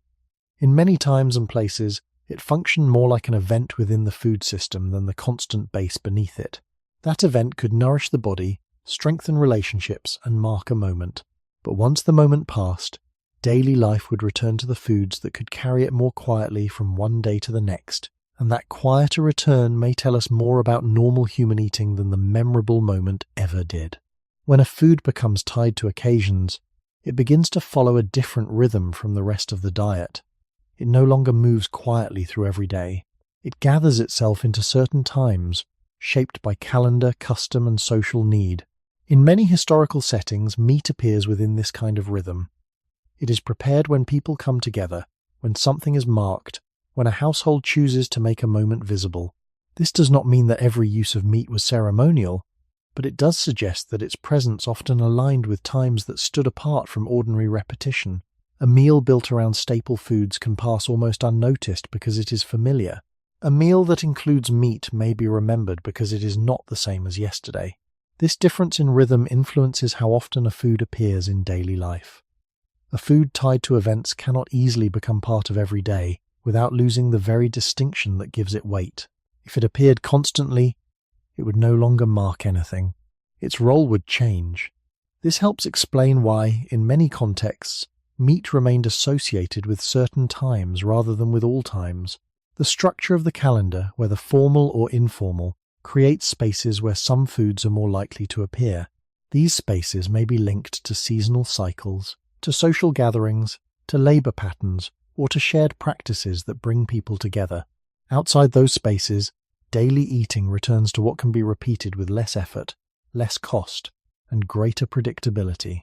This pattern does not need to be identical across cultures to be meaningful. It only needs to appear often enough to suggest that meat did not settle into a universal daily routine for most people across most periods. There is also a practical side to this pattern. Preparing meat can require coordination, tools, time, and sometimes the involvement of multiple people. It can create more waste if handled inefficiently, or more benefit if handled collectively. This can encourage its use at moments when those conditions are more easily met. A gathering provides both the reason and the capacity to prepare and consume meat effectively. A single ordinary day may not always provide the same conditions. In this way, the practical and the social overlap. Meat becomes more likely to appear when the structure of the day supports it. When that structure is not present, other foods fill the space. This overlap reinforces the idea that frequency is shaped by more than availability. It is shaped by context. Even in societies where animals are present and can be used for food, the decision to use them is influenced by timing, by purpose, and by the broader system in which people live. This means that meat can remain important without becoming routine. It can be valued without being constant. The body, moving through this pattern, continues to function across both ordinary days and marked occasions. It does not require that the same food appear in both. It adapts to a diet where some foods are part of daily repetition and others appear in more concentrated moments. Over time, this creates a layered experience of eating. There is the steady background of foods that support continuity, and there are the more visible moments when the composition changes.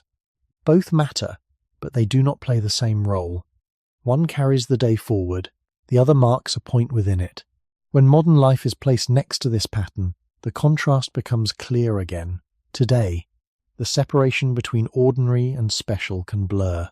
Foods that once marked occasions can become part of everyday consumption because systems of production and distribution make them constantly available. This can flatten the older rhythm, turning what was once episodic into something that feels routine. The body, however, was shaped before this flattening occurred. It carries a history in which variation between days was normal, and in which certain foods did not appear with the same frequency as others. When the question is viewed through this lens of time and occasion, it becomes easier to understand why meat did not define each day across most of human history. Its presence was shaped by moments that stood out, by contexts that gathered people together, and by conditions that did not repeat with the same regularity as the quieter foods that filled the space between those moments. In that structure, meat could be central to meaning without being central to every meal, and that distinction may be one of the clearest ways to understand its place in the long human past. What becomes a special food also becomes a revealing food. It shows what a society notices, what it chooses to emphasize, and what it does not expect to happen every day. By the time meat enters this symbolic layer of human life, its irregularity is no longer only ecological or practical. It becomes cultural as well.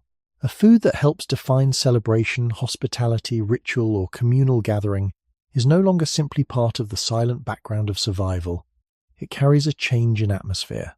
People prepare for it differently, remember it differently, and often organize the moment around it in a way they would not for the foods that appear every ordinary day.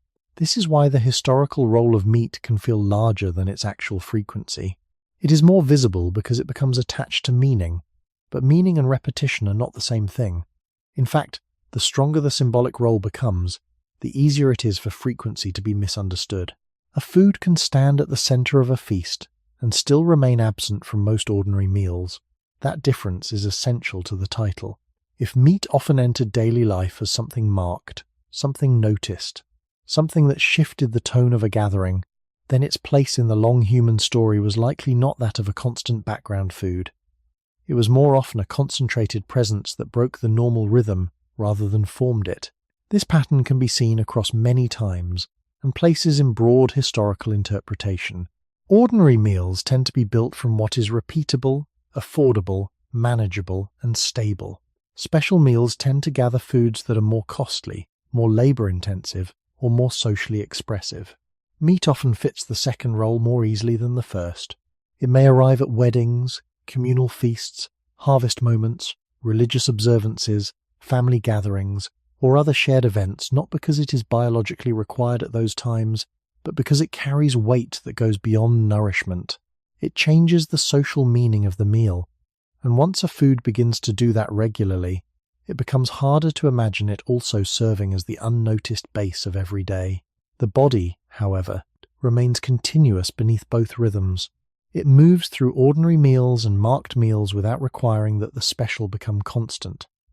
This is important because it shows that cultural elevation of meat does not prove biological daily need. The body can receive meat with intensity when it appears and continue without it when it does not. That same flexibility has been present throughout the earlier parts of this story. What changes now is that the intervals are no longer explained only by hunting, environment, or storage. They are also shaped by meaning. A society may have the capacity to eat more meat than it actually does, and still reserve much of that use for moments that matter socially. In this way, culture can preserve irregularity even when access begins to grow. That idea is especially useful because it prevents a simplistic view of progress. Human history did not move in a straight line toward daily meat. It moved through overlapping systems of ecology, subsistence, economy, and culture. In many of those systems, meat continued to sit slightly apart from the daily center. It could be desired, honored, and remembered precisely because it was not always there. The foods that sustained ordinary continuity often remained quieter, less celebrated, and more easily forgotten in hindsight. Yet they likely carried more of the actual weight of daily life. When we step back, the pattern becomes surprisingly consistent. Meat appears again and again across human history, but often with interruption, concentration, and social emphasis. It is present, but not smooth, important, but not always routine, visible, but not necessarily frequent, and that may be the clearest way to understand why most of human history was not organized around eating meat every day. The deeper human rhythm seems to have depended more on what could be repeated quietly than on what could be remembered vividly, and the difference between those two kinds of food may tell us more about the past than any single feast ever could. What becomes a special food also becomes a revealing food. It shows what a society notices, what it chooses to emphasize, and what it does not expect to happen every day. By the time meat enters this symbolic layer of human life, its irregularity is no longer only ecological or practical, it becomes cultural as well. A food that helps define celebration, hospitality, ritual, or communal gathering is no longer simply part of the silent background of survival. It carries a change in atmosphere. People prepare for it differently, remember it differently, and often organize the moment around it in a way they would not for the foods that appear every ordinary day. This is why the historical role of meat can feel larger than its actual frequency. It is more visible because it becomes attached to meaning. But meaning and repetition are not the same thing. In fact, the stronger the symbolic role becomes, the easier it is for frequency to be misunderstood. A food can stand at the center of a feast and still remain absent from most ordinary meals. That difference is essential to the title. If meat often entered daily life as something marked, something noticed, something that shifted the tone of a gathering, then its place in the long human story was likely not that of a constant background food. It was more often a concentrated presence that broke the normal rhythm rather than formed it. This pattern can be seen across many times and places in broad historical interpretation. Ordinary meals tend to be built from what is repeatable, affordable, manageable, and stable. Special meals tend to gather foods that are more costly, more labor-intensive, or more socially expressive.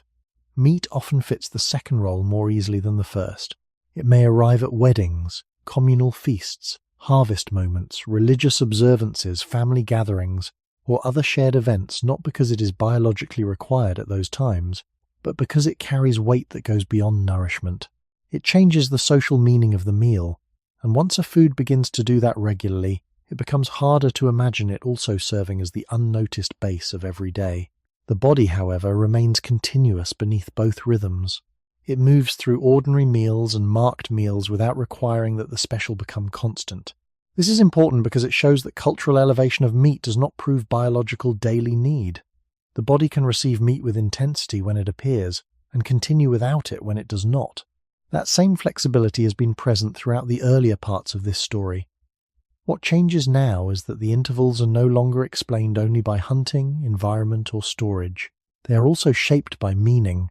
A society may have the capacity to eat more meat than it actually does, and still reserve much of that use for moments that matter socially. In this way, culture can preserve irregularity even when access begins to grow. That idea is especially useful because it prevents a simplistic view of progress. Human history did not move in a straight line toward daily meat. It moved through overlapping systems of ecology, subsistence, economy, and culture. In many of those systems, meat continued to sit slightly apart from the daily center. It could be desired, honored, and remembered precisely because it was not always there. The foods that sustained ordinary continuity often remained quieter, less celebrated, and more easily forgotten in hindsight. Yet they likely carried more of the actual weight of daily life. When we step back, the pattern becomes surprisingly consistent. Meat appears again and again across human history, but often with interruption, concentration, and social emphasis. It is present, but not smooth. Important, but not always routine. Visible, but not necessarily frequent. And that may be the clearest way to understand why most of human history was not organized around eating meat every day. The deeper human rhythm seems to have depended more on what could be repeated quietly than on what could be remembered vividly. And the difference between those two kinds of food may tell us more about the past than any single feast ever could. The feeling that meat belongs to everyday life is, in the long view, a relatively recent arrangement. For most of human history, the main limits came from land, movement, hunting uncertainty, sharing, seasonality, and the logic of farming. But in more recent centuries, another force began to change the rhythm of eating more deeply than any of those earlier systems could: scale. Once food production, preservation, transport, and trade expanded far beyond the immediate local environment, the old intervals between access started to shrink. Meat no longer had to depend only on whether an animal could be found, whether a herd could be maintained, or whether a household chose the right moment for slaughter. It could be preserved, moved, bought, sold, and stored in ways that separated consumption from the older conditions that once controlled it. This separation matters because it changes not only what people eat, but what feels normal to the body and mind. A food that was once episodic can begin to feel ordinary when the systems around it remove delay. What had been shaped by waiting becomes shaped by repetition. In this sense, daily meat consumption is not best understood as the ancient human default finally being restored. It is better understood as a newer pattern made possible by technologies and economic systems that changed the meaning of access. Preservation methods made animal food last longer. Larger trade networks allowed movement across distance and season. Markets made repeated purchase possible without direct involvement in hunting, herding, or slaughter. Later industrial systems intensified this change even further, making meat available with a regularity that earlier humans would not have known. The important point is not that this transformation happened all at once, or in the same way everywhere. It did not. Different regions changed at different speeds, and many communities remained outside these newer systems for long periods. But across the broad human timeline, the idea that meat could be expected every day belongs much more to this later phase than to the earlier one. This shift also changes memory. Once a food becomes common, people begin to imagine that its regularity is natural, even timeless. It becomes difficult to feel the strangeness of constant access. A meal with meat no longer feels like an event or an interruption. It becomes routine, and once routine forms, it can begin to rewrite the past in the imagination. People may look backward and assume that because meat feels central now, it must always have been central in the same daily way. Yet the earlier parts of the story suggest something different. The body was shaped in a world where access was uneven, where many foods shared the burden of survival, and where meat could be important without being constant. The modern pattern did not create the human body. It arrived late in the body's history. This is why the recent rise of regular meat access is so important to the title. It shows that the question is not answered by pointing to the present and projecting it backward. The present is unusual in one crucial way. It has removed many of the older interruptions.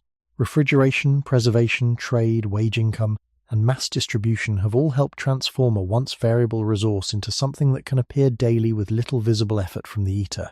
But when effort disappears from view, history can disappear with it. The meal looks simple, and so the older systems that once made such a meal unlikely are easy to forget. The body, however, still belongs to that longer history. It still carries the flexibility shaped before constant access became common. That does not mean modern daily meat eating is impossible for the body. It means the body did not emerge under that pattern. It emerged under variation, then entered a world where variation began to be hidden by systems of abundance and control. In that sense, the modern meal is not the starting point of the human story. It is one of its latest arrangements, built on conditions that are historically recent compared with the much longer span in which meat appeared, disappeared, and returned without ever becoming the unquestioned food of every ordinary day. As access becomes easier, expectation begins to change in a quiet but powerful way. When a food appears often enough, the body and mind start to treat that appearance as a reference point. What was once occasional can begin to feel standard. What was once a moment can become part of a routine. This shift does not require any explicit decision. It happens gradually, through repetition. Meals begin to resemble one another. Certain foods return again and again. Over time, the difference between availability and expectation becomes harder to see. The body adapts not only to what it receives, but to the pattern in which it receives it. This is where the modern sense of normality begins to form. If meat is present across many consecutive meals, the absence of it can feel noticeable, even if the body remains fully capable of continuing without it. The feeling of something missing can grow stronger, not because a deep biological requirement has suddenly appeared, but because repetition has created a new baseline. This does not replace the older biological flexibility, it overlays it. The deeper system remains capable of functioning across variation, but the surface experience becomes shaped by what is familiar. This layering is important because it can make modern patterns feel older than they are. When a person grows up in a setting where meat is regularly available, it can seem natural to assume that this pattern reflects the way humans have always lived. But when the timeline is extended, the pattern begins to look different. It becomes one configuration among many, not the original condition from which everything else deviates. This does not make the modern pattern unnatural or invalid. It simply places it in context. It shows that daily meat consumption depends on systems that reduce interruption and increase consistency. Systems that developed relatively late in the human story. The body, shaped before those systems existed, continues to carry the capacity to function across uneven intake. That capacity does not disappear when conditions change. It becomes less visible. In earlier environments, variation was constant and unavoidable. In modern environments, variation can be reduced to the point where it is rarely felt. This reduction changes how hunger, satisfaction, and expectation are experienced. It can create a sense that meals should follow a certain structure, even though that structure is not required for the body to continue functioning.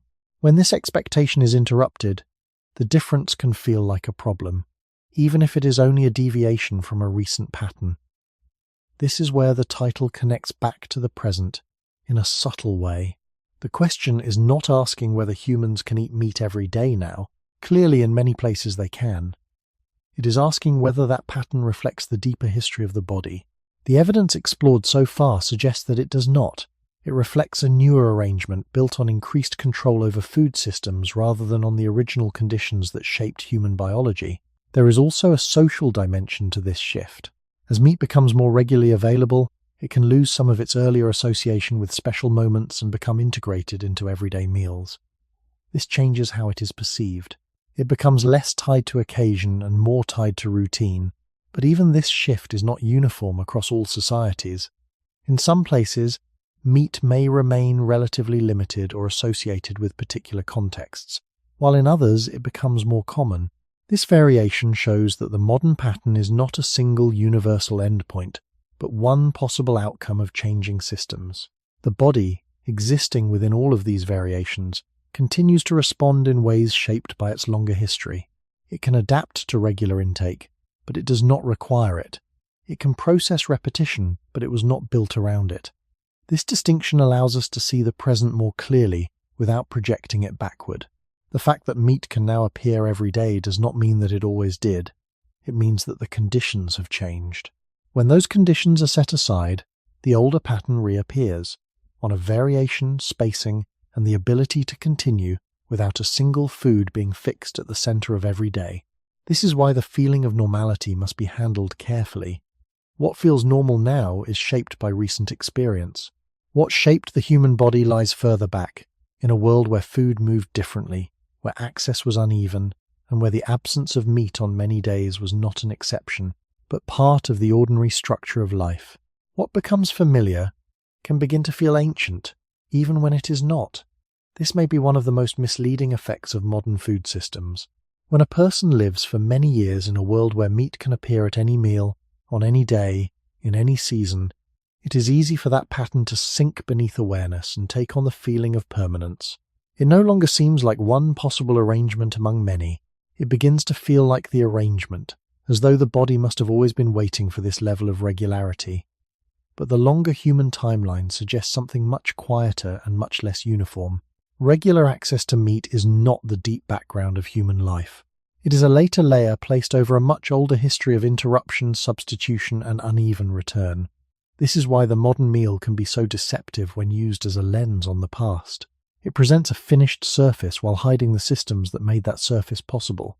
Cold storage, long-distance transport, commercial slaughter, daily markets, household refrigeration, and steady income all work together to remove the older uncertainties. The meal arrives without visible delay, and because the delay is gone, the memory of delay begins to fade as well. Over time, this changes not only behavior but imagination. People may begin to assume that because something is easy now, it must once have been natural in the same way. Yet ease is not the same as ancestry. A recent convenience can feel deeply normal without being deeply old. This matters because the body still carries an older design beneath modern routine. It still reflects a species shaped by variable environments, by mixed diets, and by stretches of ordinary life in which no single food was guaranteed to appear each day. The modern system does not erase that design. It merely surrounds it with a new kind of stability. And when that stability becomes constant enough, it can create a false sense that daily repetition is what the body had always been built for. But the deeper pattern remains visible if we step back far enough. Human life moved for most of its history through unstable ecologies, changing seasons, uncertain hunts, shared resources, and food systems where continuity depended on flexibility rather than on constant access to one preferred item. In that world, the body learned not to collapse when one food was absent. It learned to continue. That capacity is still here, even if the environment no longer asks for it as often. This is also why the recent normalization of daily meat can feel stronger than the evidence behind it. The pattern is vivid, repeated, and socially reinforced. It appears in household routine, in public eating, in habit, and in the visual culture of food. It begins to shape not only appetite but identity, making certain meals feel complete and others somehow reduced. Yet, completeness itself is partly historical. It is shaped by what a society repeats often enough to call normal. A body can live within that normality, but it was not necessarily formed by it.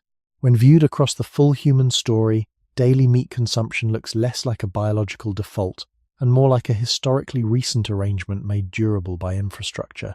That arrangement can feel natural because it is stable, but stability is not the same as origin. The origin lies further back, in a world where interruption was common and the body had to remain calm inside it. That may be the most important thing this title is trying to recover.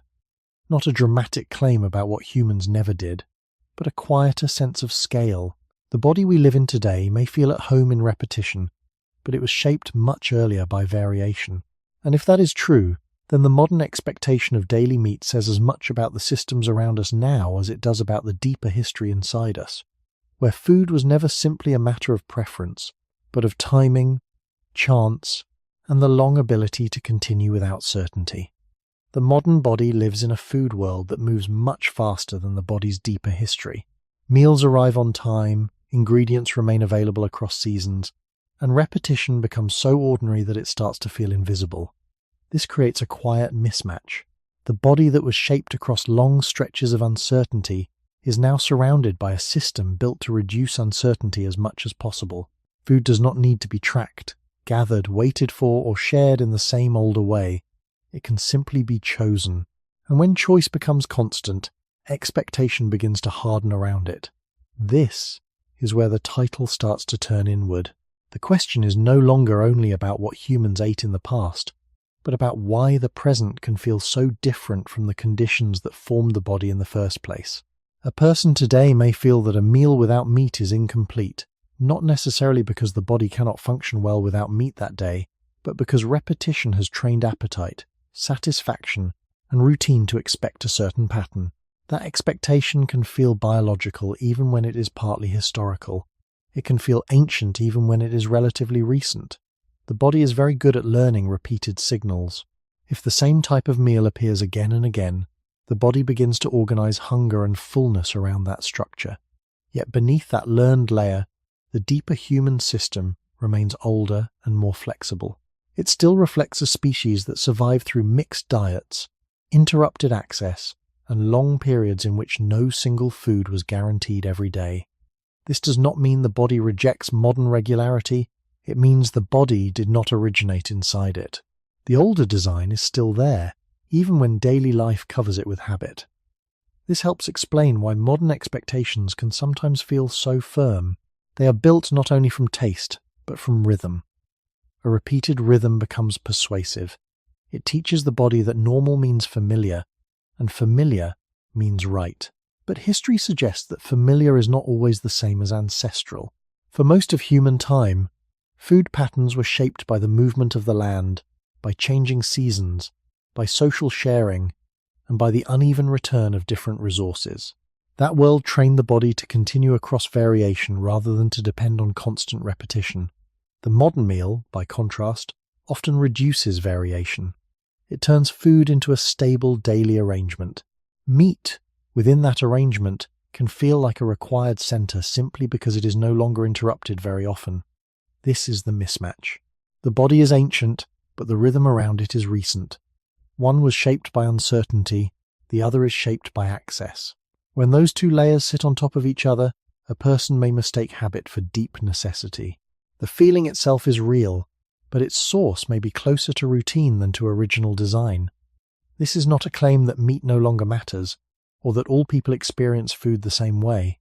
It is a more careful observation. The human body appears capable of living within a much wider range of food patterns than modern expectation sometimes admits.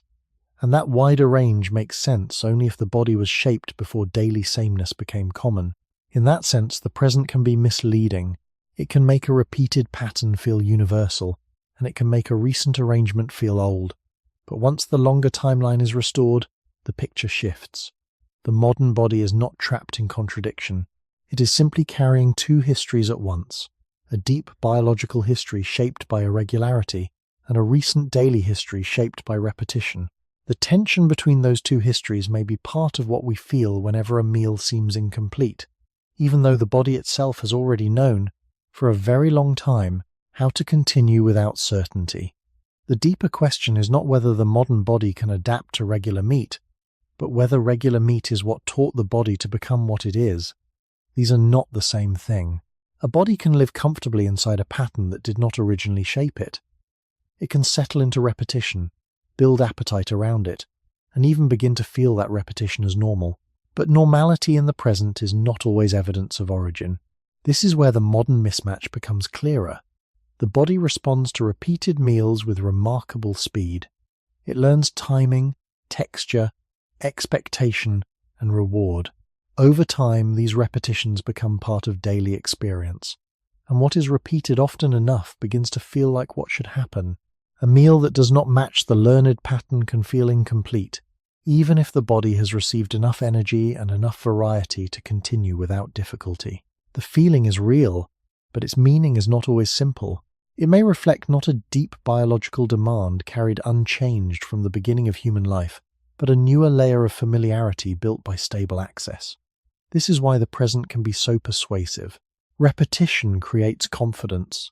It makes one pattern feel self-evident and everything else feel like a deviation. Yet when the timeline is widened again, the body's older design becomes harder to ignore. For most of human history, food did not arrive under modern conditions of repetition. Meals were shaped by what the day allowed, what the group could gather, what the season offered, what the landscape made reachable, and what earlier success or failure had left behind. Under those conditions, the body had to remain calm across change. It had to accept that one day could look unlike the next. It had to function without requiring that the same food return on schedule. This older flexibility is easy to miss, precisely because modern life protects us from having to notice it. When food is regularly available, the body's capacity to handle variation becomes less visible, not because it is gone, but because it is no longer tested in the same way. The result is a quiet illusion. We begin to think the body was built for the rhythm it is currently living inside, when in fact that rhythm may be one of the newest things surrounding it.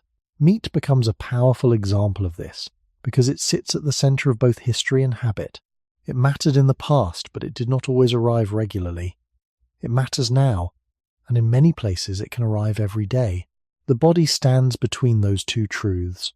It can respond to repeated access in the present while still carrying the imprint of a much longer world in which access was uneven. That tension does not need to be solved. It only needs to be recognized. Once recognized, the modern sense of necessity begins to soften. What feels essential every day may be partly the result of living in a system that repeats itself so consistently that the body starts to confuse repetition with requirement. This does not mean the body is mistaken. It means the body is adaptive. It learns whatever rhythm surrounds it. But adaptation to a new rhythm should not be confused with the older rhythm that shaped the species over time. In that older rhythm, meat could be important without being daily, desired without being guaranteed, and welcomed without becoming the unquestioned center of each ordinary meal.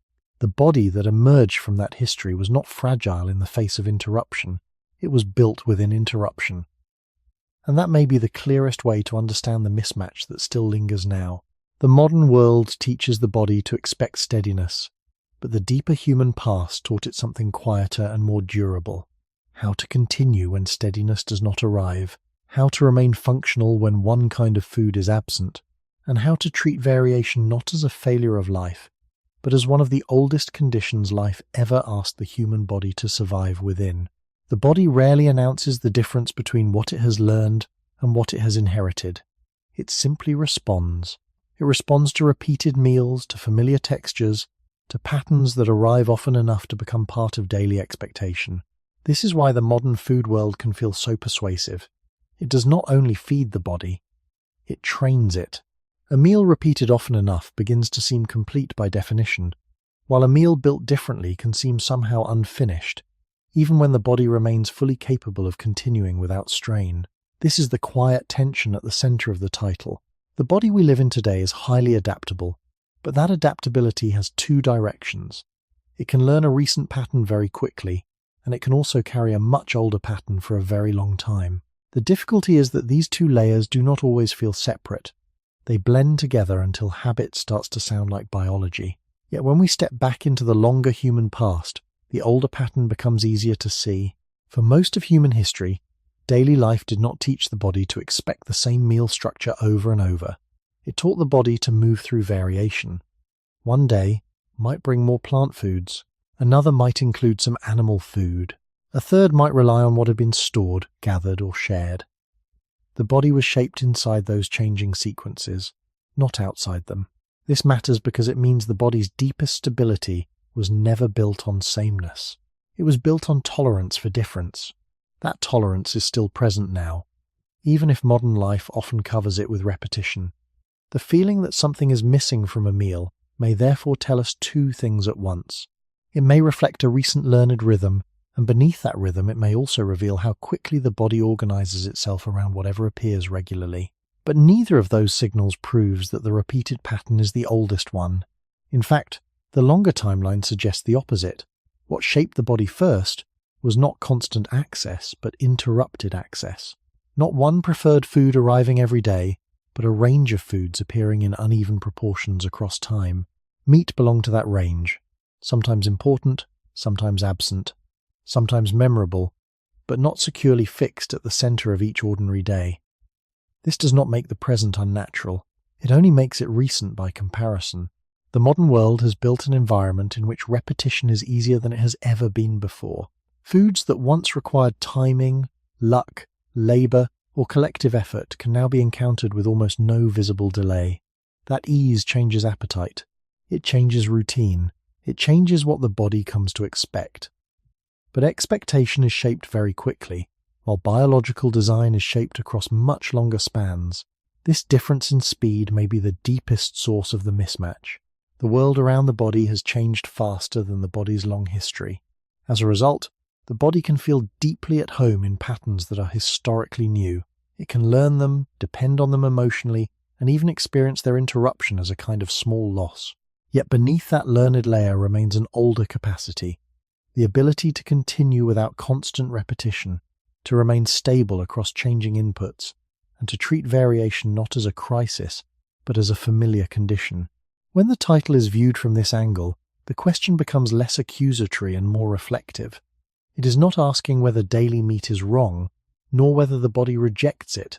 It is asking whether the body was originally formed by that rhythm. The answer, as the earlier evidence keeps suggesting, is probably no.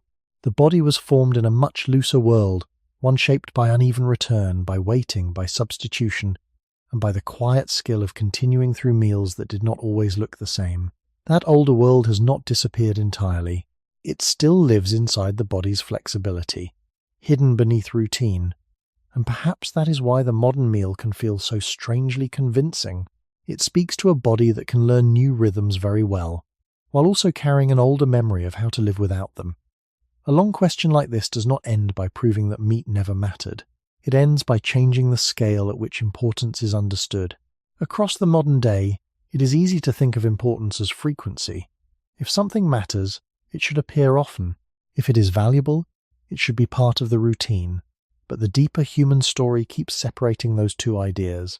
Meat could matter greatly and still not arrive every day. It could be nourishing, memorable, desired, and socially meaningful without becoming the quiet center of ordinary life. That separation may be one of the most useful lessons in the whole history of eating. It reminds us that the body was not shaped in a world where value always came packaged as repetition. It was shaped in a world where many important things appeared irregularly, and where survival depended not on constant access, but on the ability to continue across intervals of absence. When the full arc of the story is placed side by side, a consistent pattern appears. The environment did not provide meat with daily certainty. Hunting did not produce daily success. Sharing spread animal food across groups rather than securing it for one person again and again. Gathered foods often carried more of the ordinary burden because they could be returned to more steadily. Agriculture made food systems more structured, yet often left meat outside the daily center. Historical societies frequently treated meat as a food of occasion, emphasis, or concentrated use rather than silent repetition. Modern systems later reduced those interruptions and created the impression that daily access was normal, even ancestral. But the body itself was shaped before that impression became common. It was shaped under older conditions, where variation was not a deviation from the pattern. Variation was the pattern. This leads toward a quieter understanding of the title. The question was never only about meat. It was really about what kind of world the human body belongs to. Does it belong to a world of fixed daily fulfillment, or to a world where fulfillment was assembled slowly across different days, different foods, and different kinds of return? The evidence explored so far points more strongly toward the second. The body seems to come from a history in which enoughness was broader than modern routine often suggests. Enoughness did not always mean the presence of one prized food. It meant the ability to carry life forward on what the land, the season, the group, and the moment made possible. That broader idea matters because it softens something in the present. It softens the false feeling that a meal is only real if it matches a familiar pattern. It softens the assumption that the body is incomplete when one expected element is absent. It does not deny appetite, preference, or the real pleasure of certain foods. It only places them back into a longer human frame. In that frame, the body begins to look less fragile and more patient, less dependent on exact repetition, and more capable of continuity through variation. That may be the most valuable part of the story, because it turns the title away from a narrow argument and toward a deeper kind of humility. Human beings did not become what they are by mastering perfect regularity. They became what they are by surviving imperfect return, by living in landscapes that did not promise the same thing every day, by building bodies and social systems that could absorb interruption without collapsing, and by learning, over a very long time, that life could continue even when a valuable food failed to arrive. So the question that remains is not simply why most of human history did not eat meat every day. It is whether the modern idea of a complete meal has become so repetitive that it hides what the body has known all along. That continuity may depend less on getting the same thing each day, and more on remembering how to remain steady when life does not repeat itself at all. Perhaps the most educational part of this story is not about diet alone, but about perspective. Modern life trains attention toward what is immediate, repeated, and easy to notice. If something appears every day, it begins to feel necessary. If it is absent, the absence can feel like a problem waiting to be solved. But the longer human story invites a slower reading of the body. It suggests that the body is not only a creature of habit, it is also a record of endurance. It carries forward systems that were shaped before convenience, before daily abundance, before food could be made to appear on command with almost no effort. And those systems seem to tell a calmer story than modern routine often does. They suggest that the body was not built around constant sameness. It was built around continuity through change. This matters because it changes how we interpret ordinary discomfort. A meal can feel unfinished without that feeling proving anything final about what the body truly requires each day. A preference can be strong without being ancient. A routine can be familiar without being the original human design. Once that distinction becomes visible, the present loosens a little. The body no longer appears trapped inside one narrow pattern of correct eating. It begins to look more spacious than that, more tolerant, more historically layered. This does not erase the importance of food quality, and it does not turn all diets into equal reflections of the past. It simply restores proportion. It reminds us that the human body was formed in a world where food came in mixed forms, with mixed timing, under mixed conditions. That body learned to bridge gaps, to use what was available, to shift across different food landscapes without demanding that one specific item complete every day.